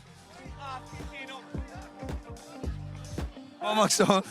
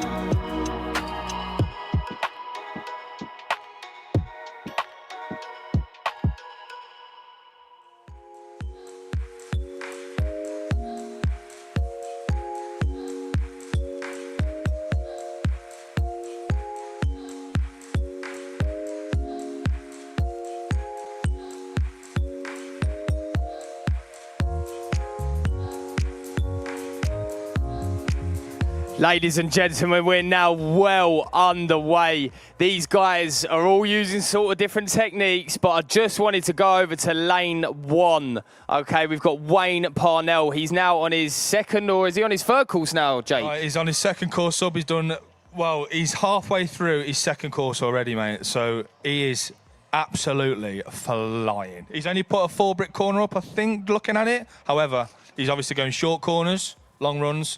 I know there's other people that are doing big corners, though, so let's see how that pans out. Yeah, that's the thing. We've got people doing all sorts of different techniques. We've got people building up the long corners. We've got people building up the shorter corners.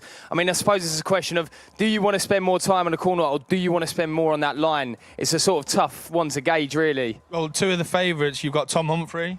He is in lane 4, and he is now still on he's doing his second course, and again, he's doing a big corner, so we've got 6 course high there. How is it going to pan out? Honestly, right now, I've got no idea, Sam. I know. I sort of as well wanted to maybe have a little look at lane 5. Okay, so we've got Mr. Dale Wharton competing over there. Now, he has looked like he's opted for some shorter corners, which is looking like a technique that could be prevailing pretty well because he, again, is on his second course now, and he's actually on the front hand rather than the overhand as well, so it looks like he's flying pretty quick. Just from up here, Sam, I'm going to go with the Dale is ahead.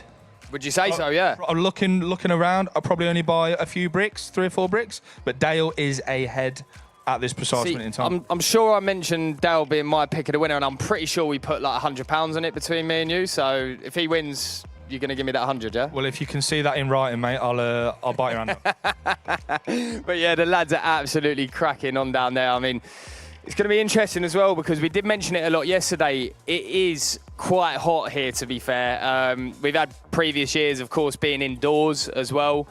So the sun is beating on these guys again today. So I'll be interested to see from the competitors that have competed before how their numbers actually match up compared to previous years. You know, see if that temperature has actually made a difference, Jake.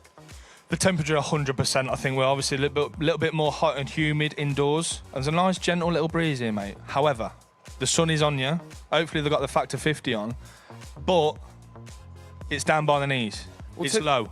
To be fair as well, though, we mentioned about different techniques. I remember we was having a little conversation before. Mentioned about different techniques. Of course, people are pick and dipping. Some people might be opting for the long bed method, but I would like to probably assume, with the weather like it is today, I would almost be certain that long bed method's probably not going to prevail today because that muck will dry out.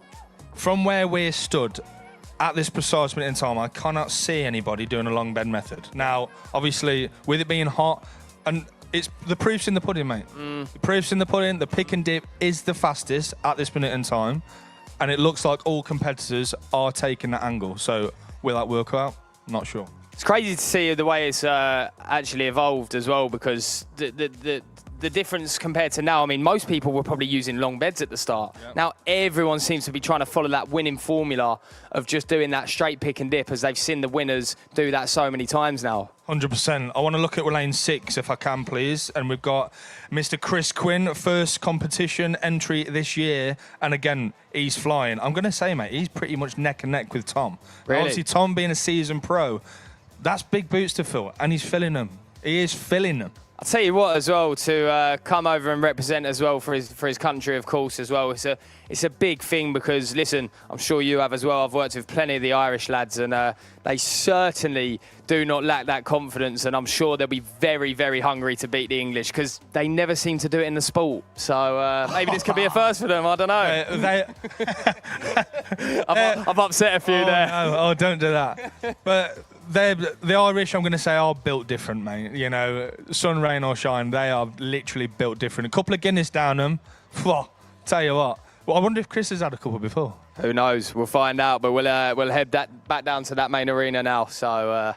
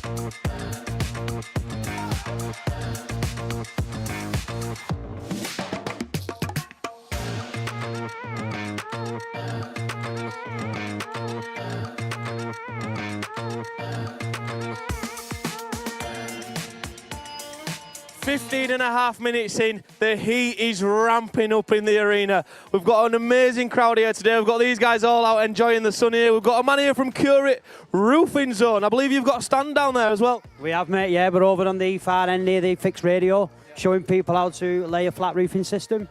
That'll be interesting. I might come and have a look at that myself. But what about the bricklaying competition today? Forget about roofing just for a minute. Let's talk about bricklaying. Is there anybody that you've got your eye on today? Yeah, this far end here, they're really organised. You can see them filling up the buckets, really making sure the time effective, everything's good. Is this Christian in lane 16? It is, mate, yeah, spot on. Yeah, looking at him now, he is moving very smooth. He's cool, he's calm and collected. If we can get to lane 16 and show us what's going on down there, the boys, they do seem very, like, almost robotic. It's like, you know, he's moving very smooth. We're trying to get over there to have a look, but there's cameras all over, there's lots going on. But it's Christian Thomas we're talking about. He's your favourite today so far. Working smarter, not harder. Work smarter, not harder. Linked back to flat roofing. It is, mate, yeah, spot on. Thank you very much, guys. Let's go and find somebody else. Anyone want to bring us a bit of energy and a bit of good vibes who wants to chat? Fixed Radio hat going on. Have you been enjoying the day today? You've seen the live Fixed Radio van down in the corner. Not bad, is it, mate? Not bad, is it, mate? Not bad, is it, mate? That's a Yorkshire man there, if I've ever heard one. Am I right? Yep, Sheffield. Sheffield, the city of steel. That's it. Come on, Evan. Come on, Evan. I tell you what, that man can drink. We know that, don't we? Where's Lee gone? He's his balls are for it, morning coming. Oh, yeah. That's where he is. Come on then, guys. We've got some Sheffield Evan fans who loves a booze. Evan does love a booze. Anyone around here want to have a chat with me? Who are here to support? You look very Australian. Have you come across the pond to support Alec? No, I'm not Australian, mate. Mahoney, here from Mahoney. Yeah? Is there any sort of numbers that you think he'll hit? Ooh, I don't know, to be fair. Hopefully he does well, that's all I can say. We all hope he does well. You know, Mahoney is the people's champion. He's got a lot of fans and followers. There's a lot of people here to support him today, and you are one of them. So you picked a good choice. If we were betting style here, what would you have your money on? Mahoney still. Yeah, still Mahoney. Always. Remember, you bet with your head, not your heart. That's it. Yeah, man, so we've got a Mahoney fan there. We've got fans of Christian Thomas over there. We've got lads here who are looking all the way across. We've got lads who are here to support Evan as well. The boozer, the whinger. He loves it. Who else wants to chat? Anyone want to chat? You want to chat with us? Where were you? You were here yesterday, weren't you? Yeah. I was here yesterday. I'm ready for later, you know what I mean? I'm ready. My man's ready here. He can throw some heat about, you know. We did a press conference yesterday. He was grabbing the mic. Give the mic here. I want to say something. I want to say something. I'll be in the pros next year. You brought the energy yesterday at that press conference. Someone's got to make it fun though, haven't they? Like, you know what I mean? Otherwise, it's no one speaking. You got to stir the pot a little bit. Get in there. But I don't know. Hopefully, get on right later. We'll see. Yeah. So you've prepared well for later, haven't you? Do we think we'll be seeing you in the Pro Series in years to come? Yeah, maybe next year I'll come for the pros one as well. Maybe that's a bit too much smoke, though, I'll be honest. Yeah, listen, this guy brings the energy. He's one to watch. Keep your eye on him in the juniors, and then keep an eye out for him in the Pro Series. Thank you very much, buddy. All the best today. Anybody want to chat with me? Hey, Lou! Listen, come here. Come on. Let's get Lou in here. Lou, you competed in the first ever Super Trowel when it was first born in 2023. You can have more respect than many people for these competitors because you know how hard it is. Remember how hot you were in there as well? Mate, I was only on the trowel for a year before I did that anyway, so these lads are absolutely nuts. They're going to send it. They're all on full send, so it's anyone's game. Like, anything can happen. Like, we've seen it in previous years. It doesn't matter who you are or how many you can do. It all comes down to the day, and they're all fucking smashing it at the moment, man. It's insane. They're all on full send, she says. They're all on full send. And like I said, back to when you competed in 2023, how hard is it physically? Oh, it's grueling. Like, you think a day on site's bad. Like, just doing an hour of this on full pelt, write you off, and the hotties are smashing it as well. Like, it's just insane going from 8 in a workshop to this. I can't believe it, man. Can you? We're in a college, and that place was like a sauna, if I remember rightly. It was a similar time of year. It was red hot. We were actually melting before we'd even picked our trowels up. Like, it was disgusting. So a little bit of a breeze outside would probably do the lads well. But so who have you got your eye on today? Which lane have you got your eye on? Is there any particular competitor that you want to see take the trophy home? I'm sorry, guys, but I'm terrible for the Brits. I'm going for the Aussies this year. Aussie, Aussie, Aussie! Big round of applause for the Aussie Thieves. Louis loves the Aussie. Let's get behind these bricklayers, guys. The crowd here, let's give them a big hand. We've got 39 minutes remaining. Let's go, bricklayers. They're putting it all on the... They're all giving it everything. The speed is ramping up. The heat is ramping up. It is getting hot and intense down here. It might look like it's a bit smooth from the crowd, but in the arena is intense. We're going to send you back to the studio. We're going to do a bit more waffle elsewhere. Keep your eyes open. Keep watching your favourites. Let's go. Super Trowel 2026 is well underway.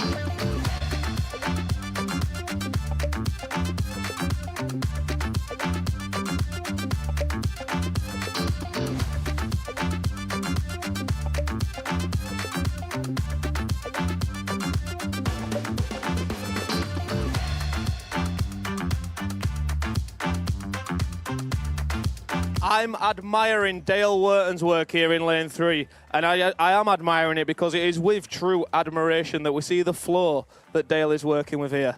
He talked a little bit of tactics yesterday, yeah, where he was saying that he's going to maybe take a little bit of a different approach today. He knows what he can do. He knows what he can do when there's no crowd there.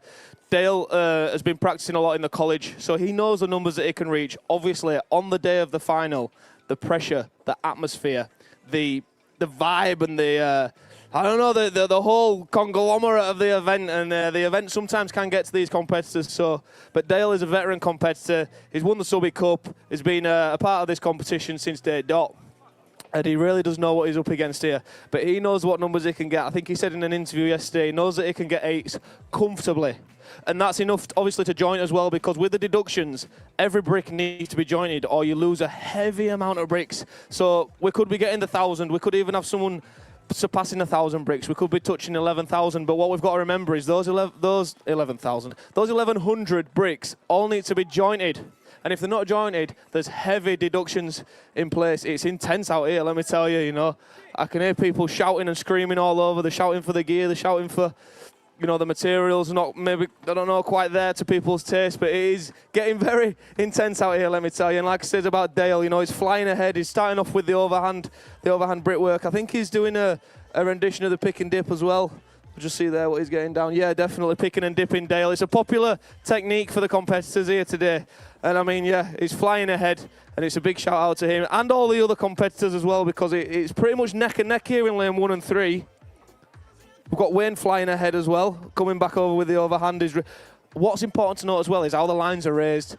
Raising the lines is important. Like we've just seen Alex's lines come off. That's unfortunate. That does cost you time. You know, that 10, 15 seconds it takes to put your lines back on could be crucial. If it comes down to 2, 3 bricks at the end, that 10, 15 seconds really is crucial. But the way that these, even raising the lines, the detail and the attention to detail that these boys take in every single element of this hour in the competition is a testament to them, and it's a testament to how they've been practicing as well. It means a lot to them.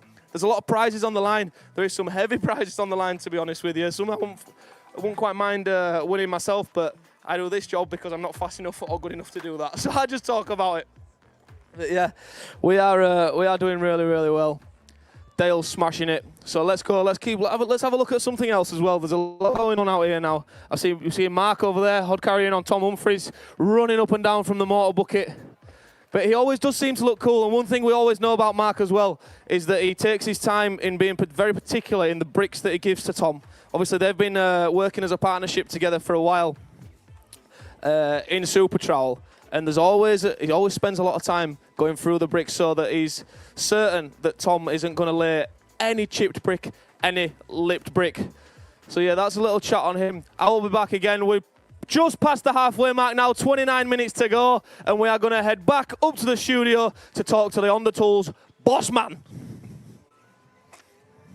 We are joined by Lee from On The Tools. Lee, thank you very much for joining us today. Pleasure. How you doing? Yeah, all good, man. Exciting.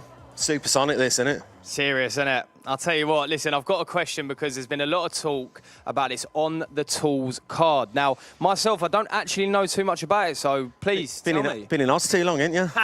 You done one, you don't know about it. Well, we're going to launch it there in a few years. Yeah, I'll bring it back with me.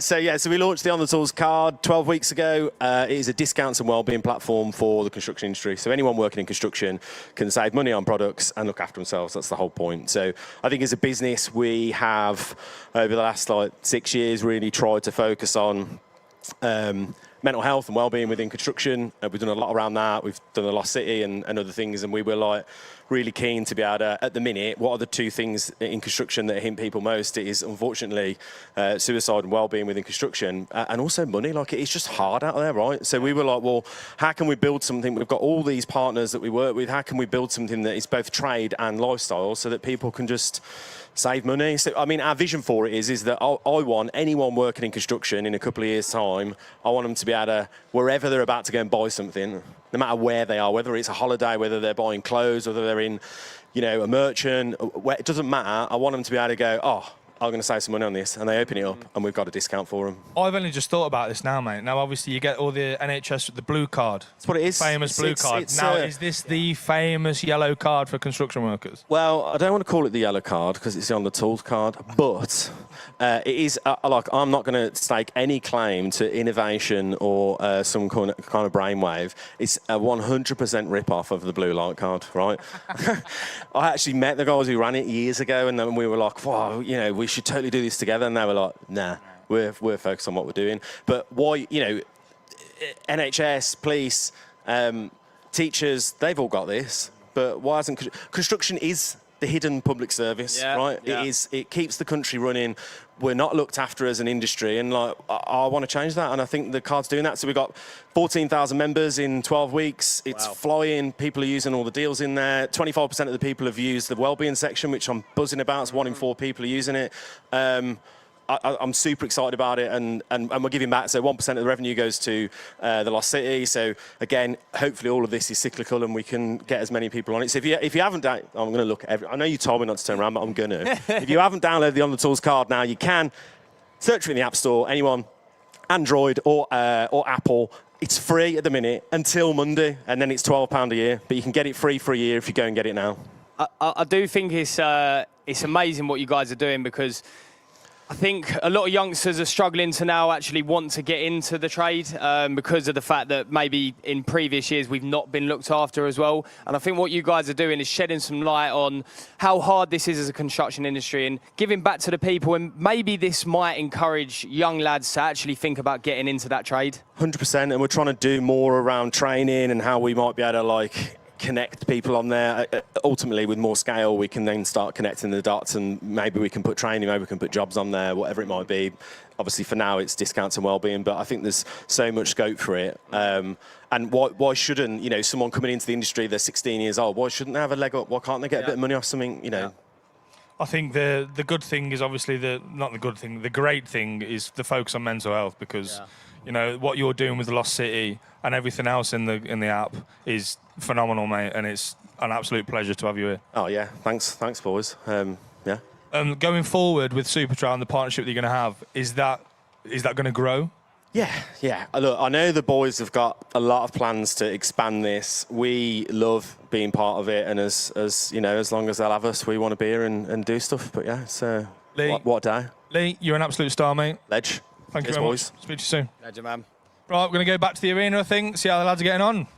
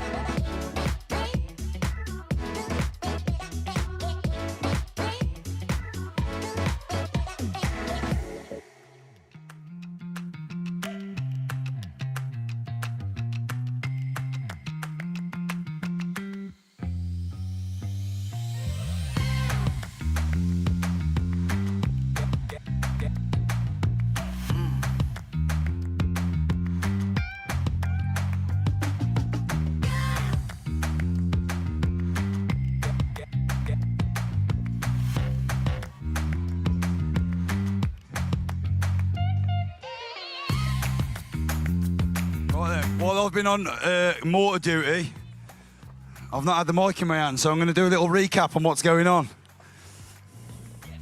Perry is building corners up to his shoulders right now. What's going on down here in Christian's corner? Christian's got a solid 5. He's on his 6 courses. So this is where all the other competitors are going to find out what the other competitors are doing. So what we've got going on here, Lewis, I think Lewis is on his 5. Yeah, 5 courses, 6 on the opposite side. Mahoney, well, I don't need to tell you what Mahoney's doing. Josh is flying up as well. Wayne's on a mission. What is going on? These are the tallest walls we've seen in Super Trowel, I think. And now we'll 20 minutes left. We've got 20 minutes left. The walls aren't normally this tall at 20 minutes, which is very, very impressive. We told you we were going to bring the best of the best, and we really have. This is the cream of the crop, the top. This is the Premier League of bricklaying right now. You see all the other competitors throughout the regionals over the years, and they just dwindle away to the top guys, and this is what you're seeing here today. Some of the newcomers as well. Mr. Cook over here, he's on a solid 5-6 courses as well, corners up, ready to go. These guys are not messing about. I know this is a lot harder than the usual regionals and the usual finals because there is no sun in those events. We are indoors. But these guys, you can see the sweat dripping off the back of their heads. This is wild, absolutely wild. And I want to shout out as well to the people on the cameras. These cameras aren't light. They weigh a ton and they're holding them up with their forearms. And they've been doing it for hours. And then on top of that, you've got the other guys running the mortar in. Those tubs are on constant cycle. We've got 4 tubs stacked up at any one time. Also, I do apologise for my voice. My voice is going slightly. So I'm going to take a walk down here now. Dan, the cameraman. Marcus, one of the hands here, smashing out some of the tubs. We've got another tub to come in, please, Grant. So we'll get that one out. Working and on the microphone. I'm just multi-talented. We'll get this up there. Just can't stop me. Cannot stop me. Is this some good content? Working and also on the microphone. Oh God, no, I failed on that one. I failed on that one. Get in there. There we go, that one's in. Yeah, we're flying. Sorry, cameraman, I know you've been tracking me. Right, let's go back over it then. What we got? Damien. That is a very neat wall, Damien, I must say. That is a very, very neat wall. If the camera can just pan into this, how clean and neat that is. That's beautiful. Where else are we going? What else are we going to look at? I'm shocked. Like, I've got nothing to look at because they all look the same. They're all dead tall. They're all really neat. I can't say anything else. Right then, I'm going to hand you back to the studio and the big screen because my voice is hurting me. So, Bruce.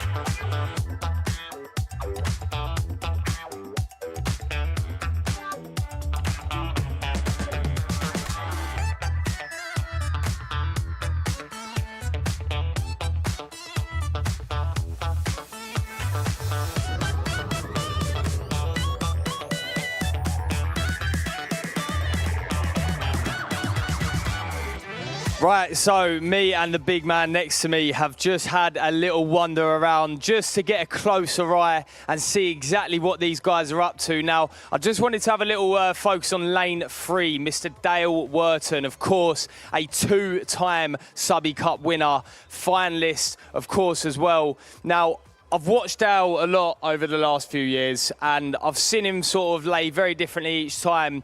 Now, what I can see from Dale this year, I personally believe it looks like he's going for the neatness card, okay? I've seen him lay a lot quicker, but this time it looks like he's taking a real bit of extra due diligence on taking that neatness with him on the same way. I'm going to go with, mate, that's a little bit of illusion. So I think he's in flow state, is what we call it. He's in a perfect flow state. He's in the zone. He's just easy. He's picking and dipping. And there's some other people out there that are putting numbers down. He's putting them down as well, but his wall looks nice. Yeah, I just feel like it looks like he's taking a bit more extra care. I mean, it's going to be apparent this year. People are going to be taking a little bit more care this year due to that new rule being introduced with the 15% deductions. Like we mentioned earlier, anything more than 15%, that is it. It's a void. You're not going to place. So that really does, I suppose, showcase the skill of bricklaying as well, because in previous years, maybe people watching the contest might think, well, I mean, you're just slashing them in. No. That is not the case. It has to be spot on as well, doesn't it, Jake? Has to meet the guy. Obviously, like I say, like you said earlier, Sam, there's a change in the rules. It has to be, obviously, Super Trowel are an ongoing, growing competition. Yeah. And it's only going to get better and better. But obviously, there's going to be rules and stipulations that are going to have to be brought in. And this year, that 15% rule, looking around the venue, mate, it's taking its toll, because there's a fair few people whose walls they're on 7 or 8 courses high now. Yeah. But then there's other people on 3 or 4. So who's going for speed? Who's going for neatness? Who's going to win the title? I know. It is tough. And listen, we mentioned again, yes, there's people 7, 8 courses up. There's people 5 courses up. But ultimately, if the bricks aren't in, within the deductions, the tolerance, then it means nothing. No. It means absolutely nothing. So yeah, going back to Dale Lane 3, I know how hard he's worked, to be fair, fitness-wise. I interviewed him yesterday and spoke to him yesterday. You know, the fitness that he's been doing, his regime, all of that, all those little things, they all play a massive part. They all do. Yeah, well, I think as well, mentioning Dale again, he's just obviously now become a lecturer, so he's now in the colleges teaching, which means 2 things.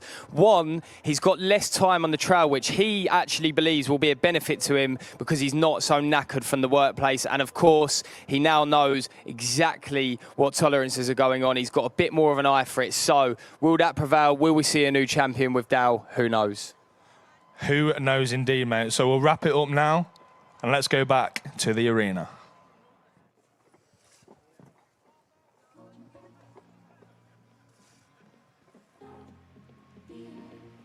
I'm up here at the top end of the arena now with Lewis Sampson, the Welsh Dragon. He smashed the... Wayne's just asked for a hop up. Wayne's just asked for a hop up. I've just been told by Connor Waller. He smashed the hod carrier race yesterday down in lane 1. Only a young lad as well. He was sweating buckets, but he absolutely smashed it. And I think he's going to be crowned the champion of the hod race. I mean, there's a grand there for a young kid. £1,001 to be precise, because he loaded out 1,001 bricks. But anyway, back to Lewis Sampson, the Welsh Dragon. Smashed the Welsh Regional, and I saw that with my own eyes. Yeah, so Lewis Sampson absolutely did smash it. And what I saw at the Welsh Regional was something very interesting. When Lewis was laying the lower level courses, what he did was he had some knee pads on, and he was doing it on his knees, so he was like this. Like this on the floor, shuffling across like that, and it really did work because he threw those first 3 or 4 courses in, and then obviously it saved his back, it saved his body, it meant they had more endurance to see the rest of the wall through, and it really did show because it gained him a spot in this final here at Hertfordshire Showground today, and he's steaming ahead. What we've got here, so after his starter course, we've got 1, 2, 3, 4, 5, 6, 7, 8. He's well on with his 8th course. That's a hefty effort. I mean, I'm not quite looking around at the wide shot around here, but what I am seeing is Lewis Sampson is getting 8 courses in. starting with the overhand, and then obviously coming back in with the with the first work. We've got just over 10 minutes to go. That's just coming through my ear now. So there's just over 10 minutes to go. 12 minutes if we're going by the screen to go. Well into the fourth quarter for the Yanks over the pond. If you're listening, if you can hear me, we're into the fourth quarter in your language. Well into it. Yeah, it is hot. It's hot. Lewis Sampson, the Welsh Dragon, steaming ahead. Perry steaming as well. He's flying. He came through the Welsh Dragon. Let's go have a look at Chris Quinn, the Irish warrior from the Emerald Isle over in lane 1, 2, 3, 4, 5, 6. In lane 6, Chris Quinn. He's flying ahead as well. He were a confident guy, him. He was very, very confident leading up to him. Let me keep out of the way of his hod carrier, McLaughlin. Come through, Mr. Cameraman, come through. We need to make sure when we're doing this that we're not in the way. I've been screamed at so many times by the bricklayers and the hod carriers. It's nothing personal, but because of the intensity out here, they're all in it to win. They're all in it for a very strong reason. Keep out of the way of the hod carriers, cameraman. Yeah, so it is very intense. I was screamed at by Mark one year. I've had Josh Holman's Oddie shouting at me before. It's intense. You know what's throwing my eye out a little bit here, though? Is the ground, and I think the guys have plumbed it all up. They have plumbed it. Chris Quinn's wall here looks beautiful. But yeah, what I'm saying is it looks to the eye, if you're looking at it side on, like the wall's leaning, and that's maybe because of the slight gradient in the ground. Oh, yeah, I'm getting in way at judges now as well. Let's see what Chris has done. Give up, yo, I get you. 1, 2, 3, 4, 5, 6, 7, 8, 9. 9? He's on course 9? Chris Quinn smashing it. Anyone here in support of the Irish warrior from the Emerald Isle, Chris Quinn? Let's give him a big cheer. Get behind him. Chris Quinn is very, very happy. Yeah, man. He's just laying bricks like he's doing a day at work. I don't even think he's broke a sweat. Yeah, he's smashing it, man. Who else have we got? Is there anybody else we want to have a look at? Oh, Josh Ullman, as usual, looking cool and calm, cool as a cucumber. We heard him screaming and shouting about something earlier. I think Josh is going to take the trophy from Evan for biggest whinger this year. He can whinge. Oh my goodness. Down in lane 1. All cameras to lane 1. I think Wayne does need a hop up. Any hop ups around here, guys? He is absolutely flying. 6, 7, 8, 9, 10. Well on with his 10th course. Still. What have we got? How long have we got? 10 minutes to go into the last 10. Wayne is absolutely steaming ahead. Everyone's putting it all out there. We're doing absolutely brilliant. Everybody's smashing it. Well done, guys. Keep emptying the tank. Last 10 to go.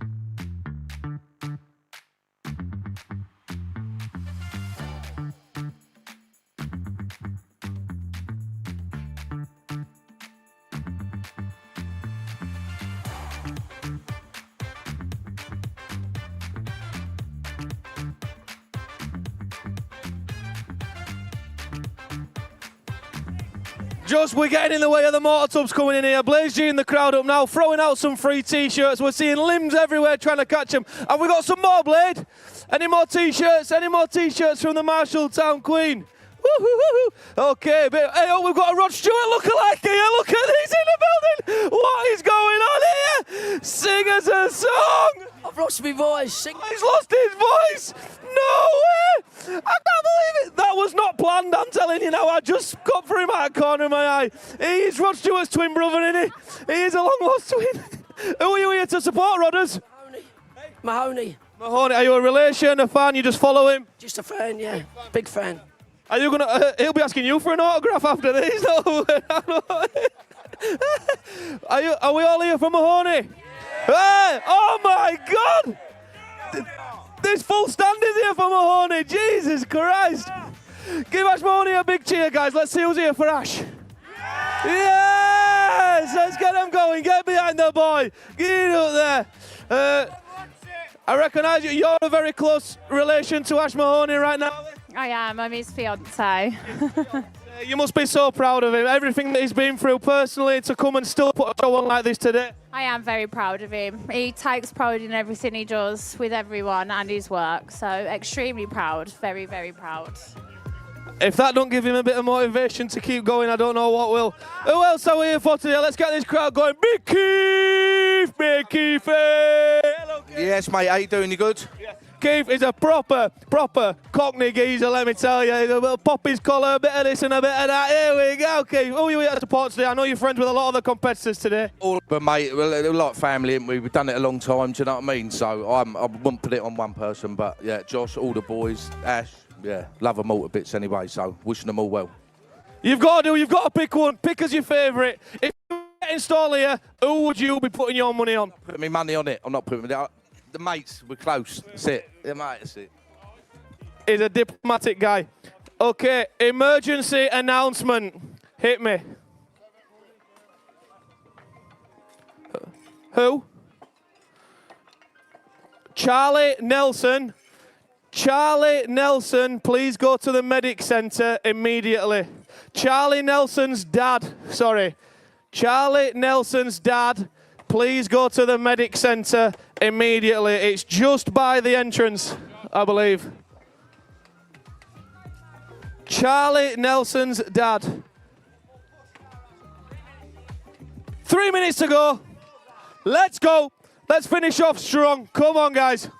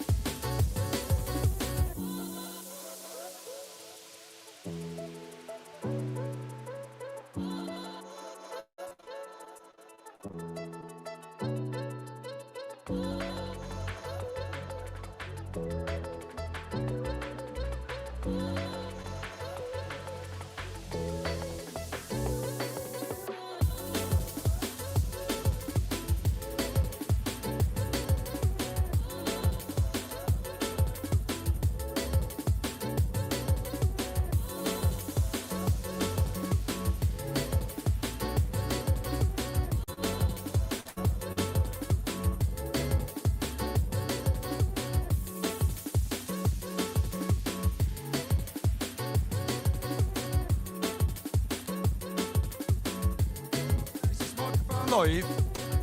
Am I live yet? Am I live? Am I live, Mike?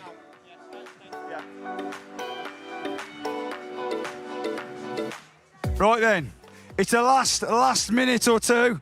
1 minute, 18 left. I want the biggest cheer from my side. And he's going to have a cheer from that side. I want the biggest cheer on my side. In 3, 2, 1. Right, here we go. Do not let me down, you lot. All right, on 3. 1, 2, 3. Yes! Right then, now we want them both combined for the last 30 seconds, and I do not want you to stop for 30 seconds. Let's cheer these bricklayers on. Let's cheer them across the line. All you lot. And all the ring as well. Everybody, let's give it and some all the ring. freedom. Are we ready? Bricklayers, you have 4 seconds, and you're going to have your ears blown off. Whoa! Come on! Let's go! Hey! Come on! If you're here for the Irish, give him a big cheer. And the ring, and the If ring. you're here for the Aussie, Come on. give him a big cheer. If you're here for the Americans, come on, give come him a on, big come on, cheer. come on. All the British supporters, Let's cheer these give them all bricklayers a big on. cheer. Come on. We're all here to put everything out there. Come on! 8, 7, 6, 5, 4, 3, 2, 1. Down your trowels! Down! Super Trowel 2026 has come to a close. We've done it again. They've done it again. We smashed it. Jack, Ash and Joe, the media team, the competitors, the judges, the odd carriers, you've all done it again. The audience. And most important, The audience. The audience. You've What a actually cheered. fantastic crowd we've Actually got cheered today. this year. We love that. Love that. Thank you very much, guys. You Well actually done, give us crowd. a cheer. Thank Give you. yourselves a big old Thank cheer. you. You've smashed it. Let's give it up for these bricklayers one more time. Come with me. Come with me. Right then, we need to make things a bit more serious now. Bricklayers, get out of the ring, go over to the cooler boxes and get yourself some water. Are you? Okay then, ignore me, clean your walls up. Or take water on, whatever you want to do. Oh yeah? Oh, okay. Ash, can I grab an interview off you quick? How do you think you're done? I don't know. How did it feel to previous years? I just wanted to go for it. Like I've shown my quality. To be fair, I haven't had a good eye around it, but at the minute, from what I can see, I've checked them up on points. I know they're all on. So we'll just see how it comes out. I think they are sending me walls going dry, so I'm eager to get this done. So I can get my dad to watch me while I'm going on the what's name, like, you know. So yeah. But yeah, you've shown your quality before and you've sent it today. You've actually said earlier, I am sending it today. And have you sent it? Well, I want to get to the 12, but obviously I've cleared 11 course, so whatever that is. Did we hear that? Other competitors, did we hear that? 11 courses. I mean, not hard to do the maths, but it's not far off 900, I'll tell you. Right, who are we going to next? Should we go and grab hold of Damien? Mr. Damien? Damien, how do you feel you've done today? It's all right. It's a tidy wall-ish. It is tidy. Fuck it, as good as I can do it. That's it. I can't do these boys are animals. I can't. That's as good as I can do. Yeah, it's tidy. Yeah. Very, very, very tidy wall, though. Can't deny that. So I should be okay for deductions, I think. I checked everything. Everything's plumb, so... There you go. Well, good luck anyway, dude. Hopefully you get your decent score. Who else are you going to grab hold of? Yes, okay, we're going to cut to James. Where is James? There he is. Here in lane 1, we've got Wayne Parnell. Wayne, you sent your odd carrier, Connor Waller, up to me to ask for an up halfway through that. You weren't kidding? Nah, fucking gets high out that eye. The shoulders were burning, you got so high there. Wayne, I think you've surprised everybody today. You've absolutely smashed it. You've got the numbers down. Have you got the quality as well? Ah, fuck the quality. Get the numbers down. Well, I'll tell you something, you have got the numbers down, mate. You've done really well. You've done really, really well. How did you find it with the heat, the conditions? Were it all right? Yeah, heat was all right. It's just when you get high, you can't see over the fucking wall. It was all right. So maybe a couple of up-ups for next year. Yeah. Well, bigger platforms off Lou. Thank you very much, Wayne. It's time to hang back, have a little rest, and we're going to get the walls jointed, and then we're going to find out in a couple of hours who's going to be crowned the champion of Super Trowel 2026. Quick break, guys. Then we're going to get into the jointing, and then it's the judging, and boom, we're ready to go. Back over to the guys at HQ.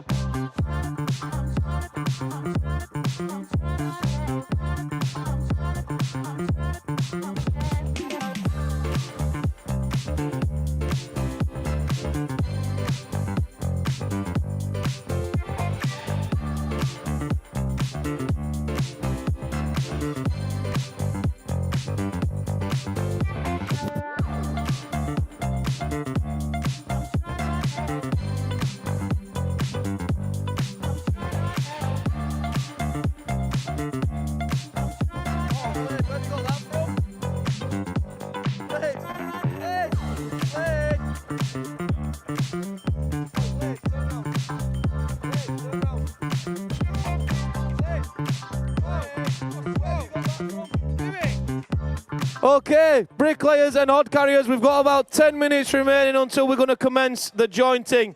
Use this time as you wish. Have a water break, get yourselves rehydrated, get yourselves composed, have a few minutes in the shade, and get your lanes ready for jointing. Odd carriers, you could also use this time if you wish to commence your lane clean-up. Let's keep those lanes nice and tidy, get a nice, tidy, clean work area, and then let's get ready for the jointing. The jointing is going to commence in just under 10 minutes. Thank you very much.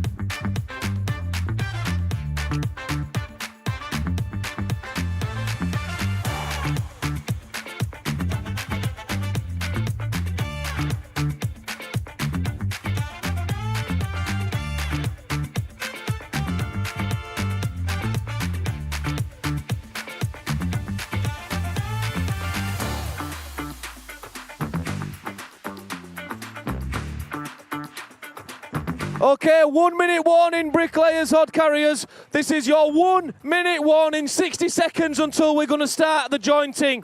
The mortar in the joints is going off rapidly, and we don't want to leave anything down to chance. We want to make sure that this gets jointed up properly, and we want to minimise the deductions for the lads who have competed today. Less than a minute remaining. Let's all bricklayers and odd carriers get into positions for your jointing. Thank you. 30 seconds to go. 30 seconds for the jointing.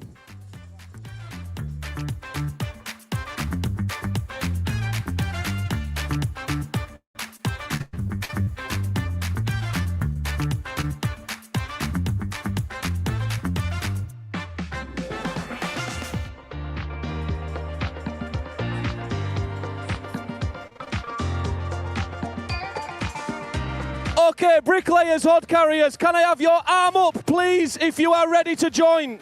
I need you all ready to join. Arms up if you are ready. Join us in the air. Okay. 5, 4, 3, 2, 1. Let's get jointing. Okay, Super Trowel 2026, the jointing segment is underway. Like I said, the mortar is going off rapidly, so we need to keep on top of this. We don't want to be leaving anything to chance for these lads who have put their heart and soul into this competition today. A fantastic effort from every bricklayer from 1 to 16 and every hod carrier from 1 to 16. This is absolutely brilliant. What a perfect day it's been. Everything's gone to plan. It's all gone so brilliantly. The lads have left everything out there as well. And now the jointing is underway. We are very much nearing the end of another fantastic year of Super Trowel.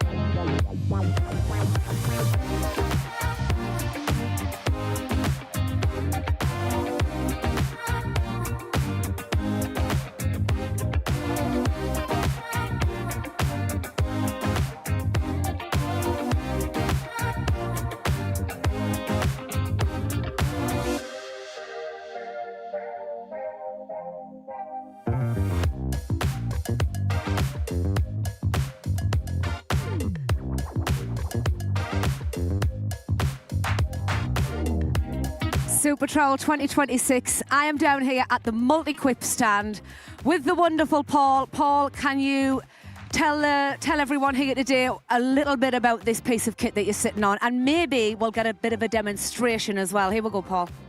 Hi, yeah, so this is our JWN ride-on power trowel, primarily used for finishing of concrete. So when we pour the concrete out, we screed it, and then we have to finish the surface, and this is our ride-on version, running a Honda engine as well. So it's quite nippy, very reliable. Should we see it in action? I was going to have a turn, because if you would like to come down here and have a turn on this, you can, but I don't trust myself. So Paul is kindly going to show us how this wonderful piece of kit works. So I'll just step back. Do your thing, Paul.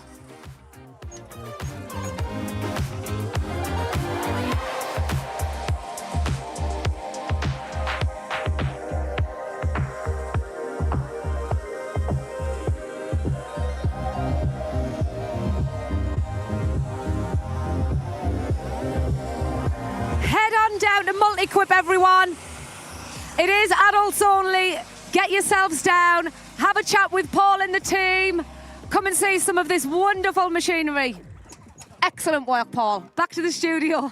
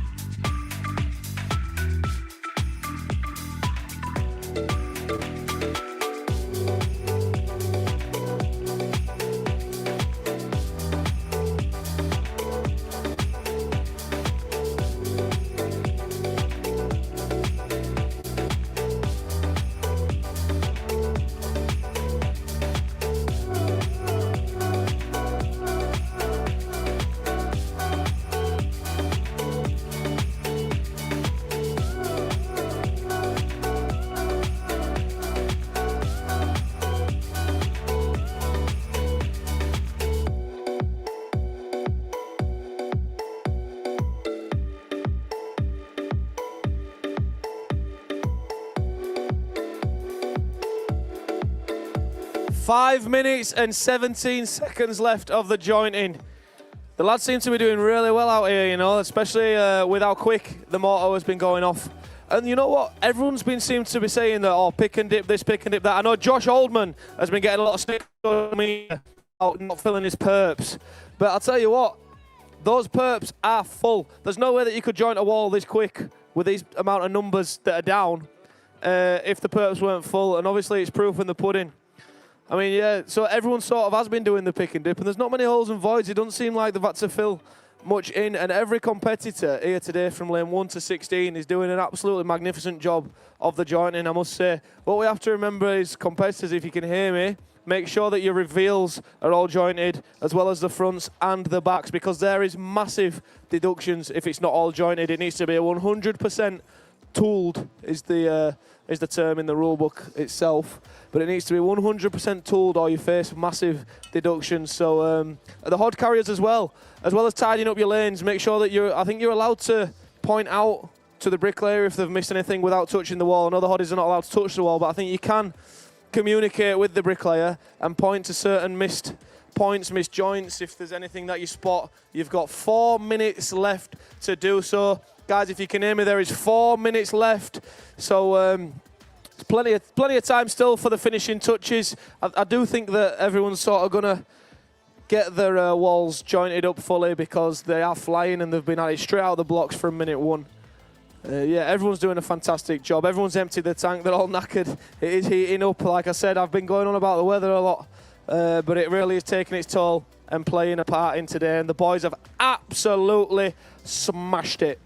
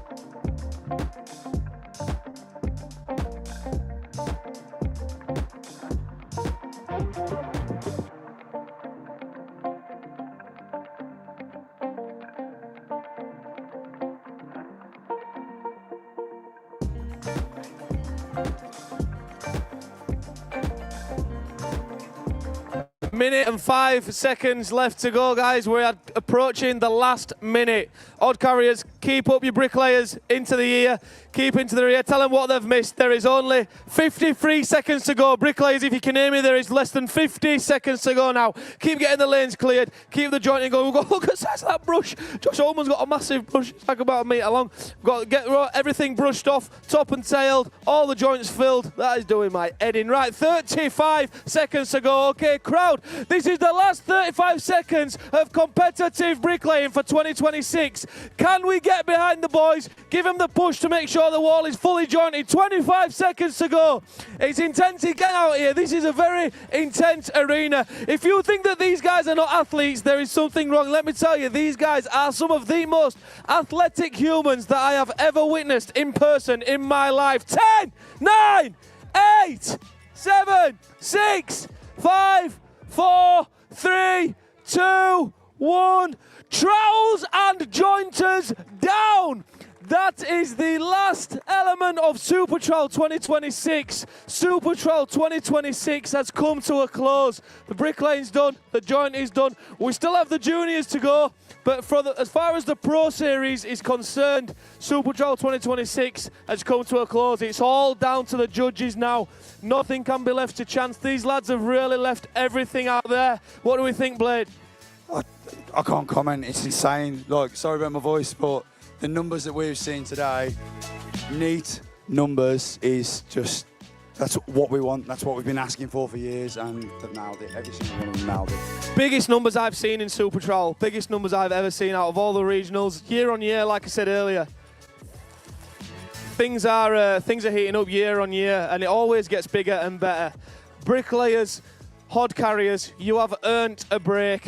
Get yourselves out of here, have a little rest, let the judges do the thing, and then, as you know, the bricklayers are able to contest. So what's going to happen now is we're going to have a judging period, and then the bricklayers are going to get the scorecards, and they're going to have a look at what the judges have pulled, look at the marks on the walls, and then they'll get to appeal, shall we say, and question some of the judges' decisions if they don't agree with it. All right, so then the bricklayers will get to do that. There'll be a oh, my voice is going now. You guys have taken it out of me. And then we're going to find out in a couple of hours who is going to be crowned champion of Super Trowel 2026.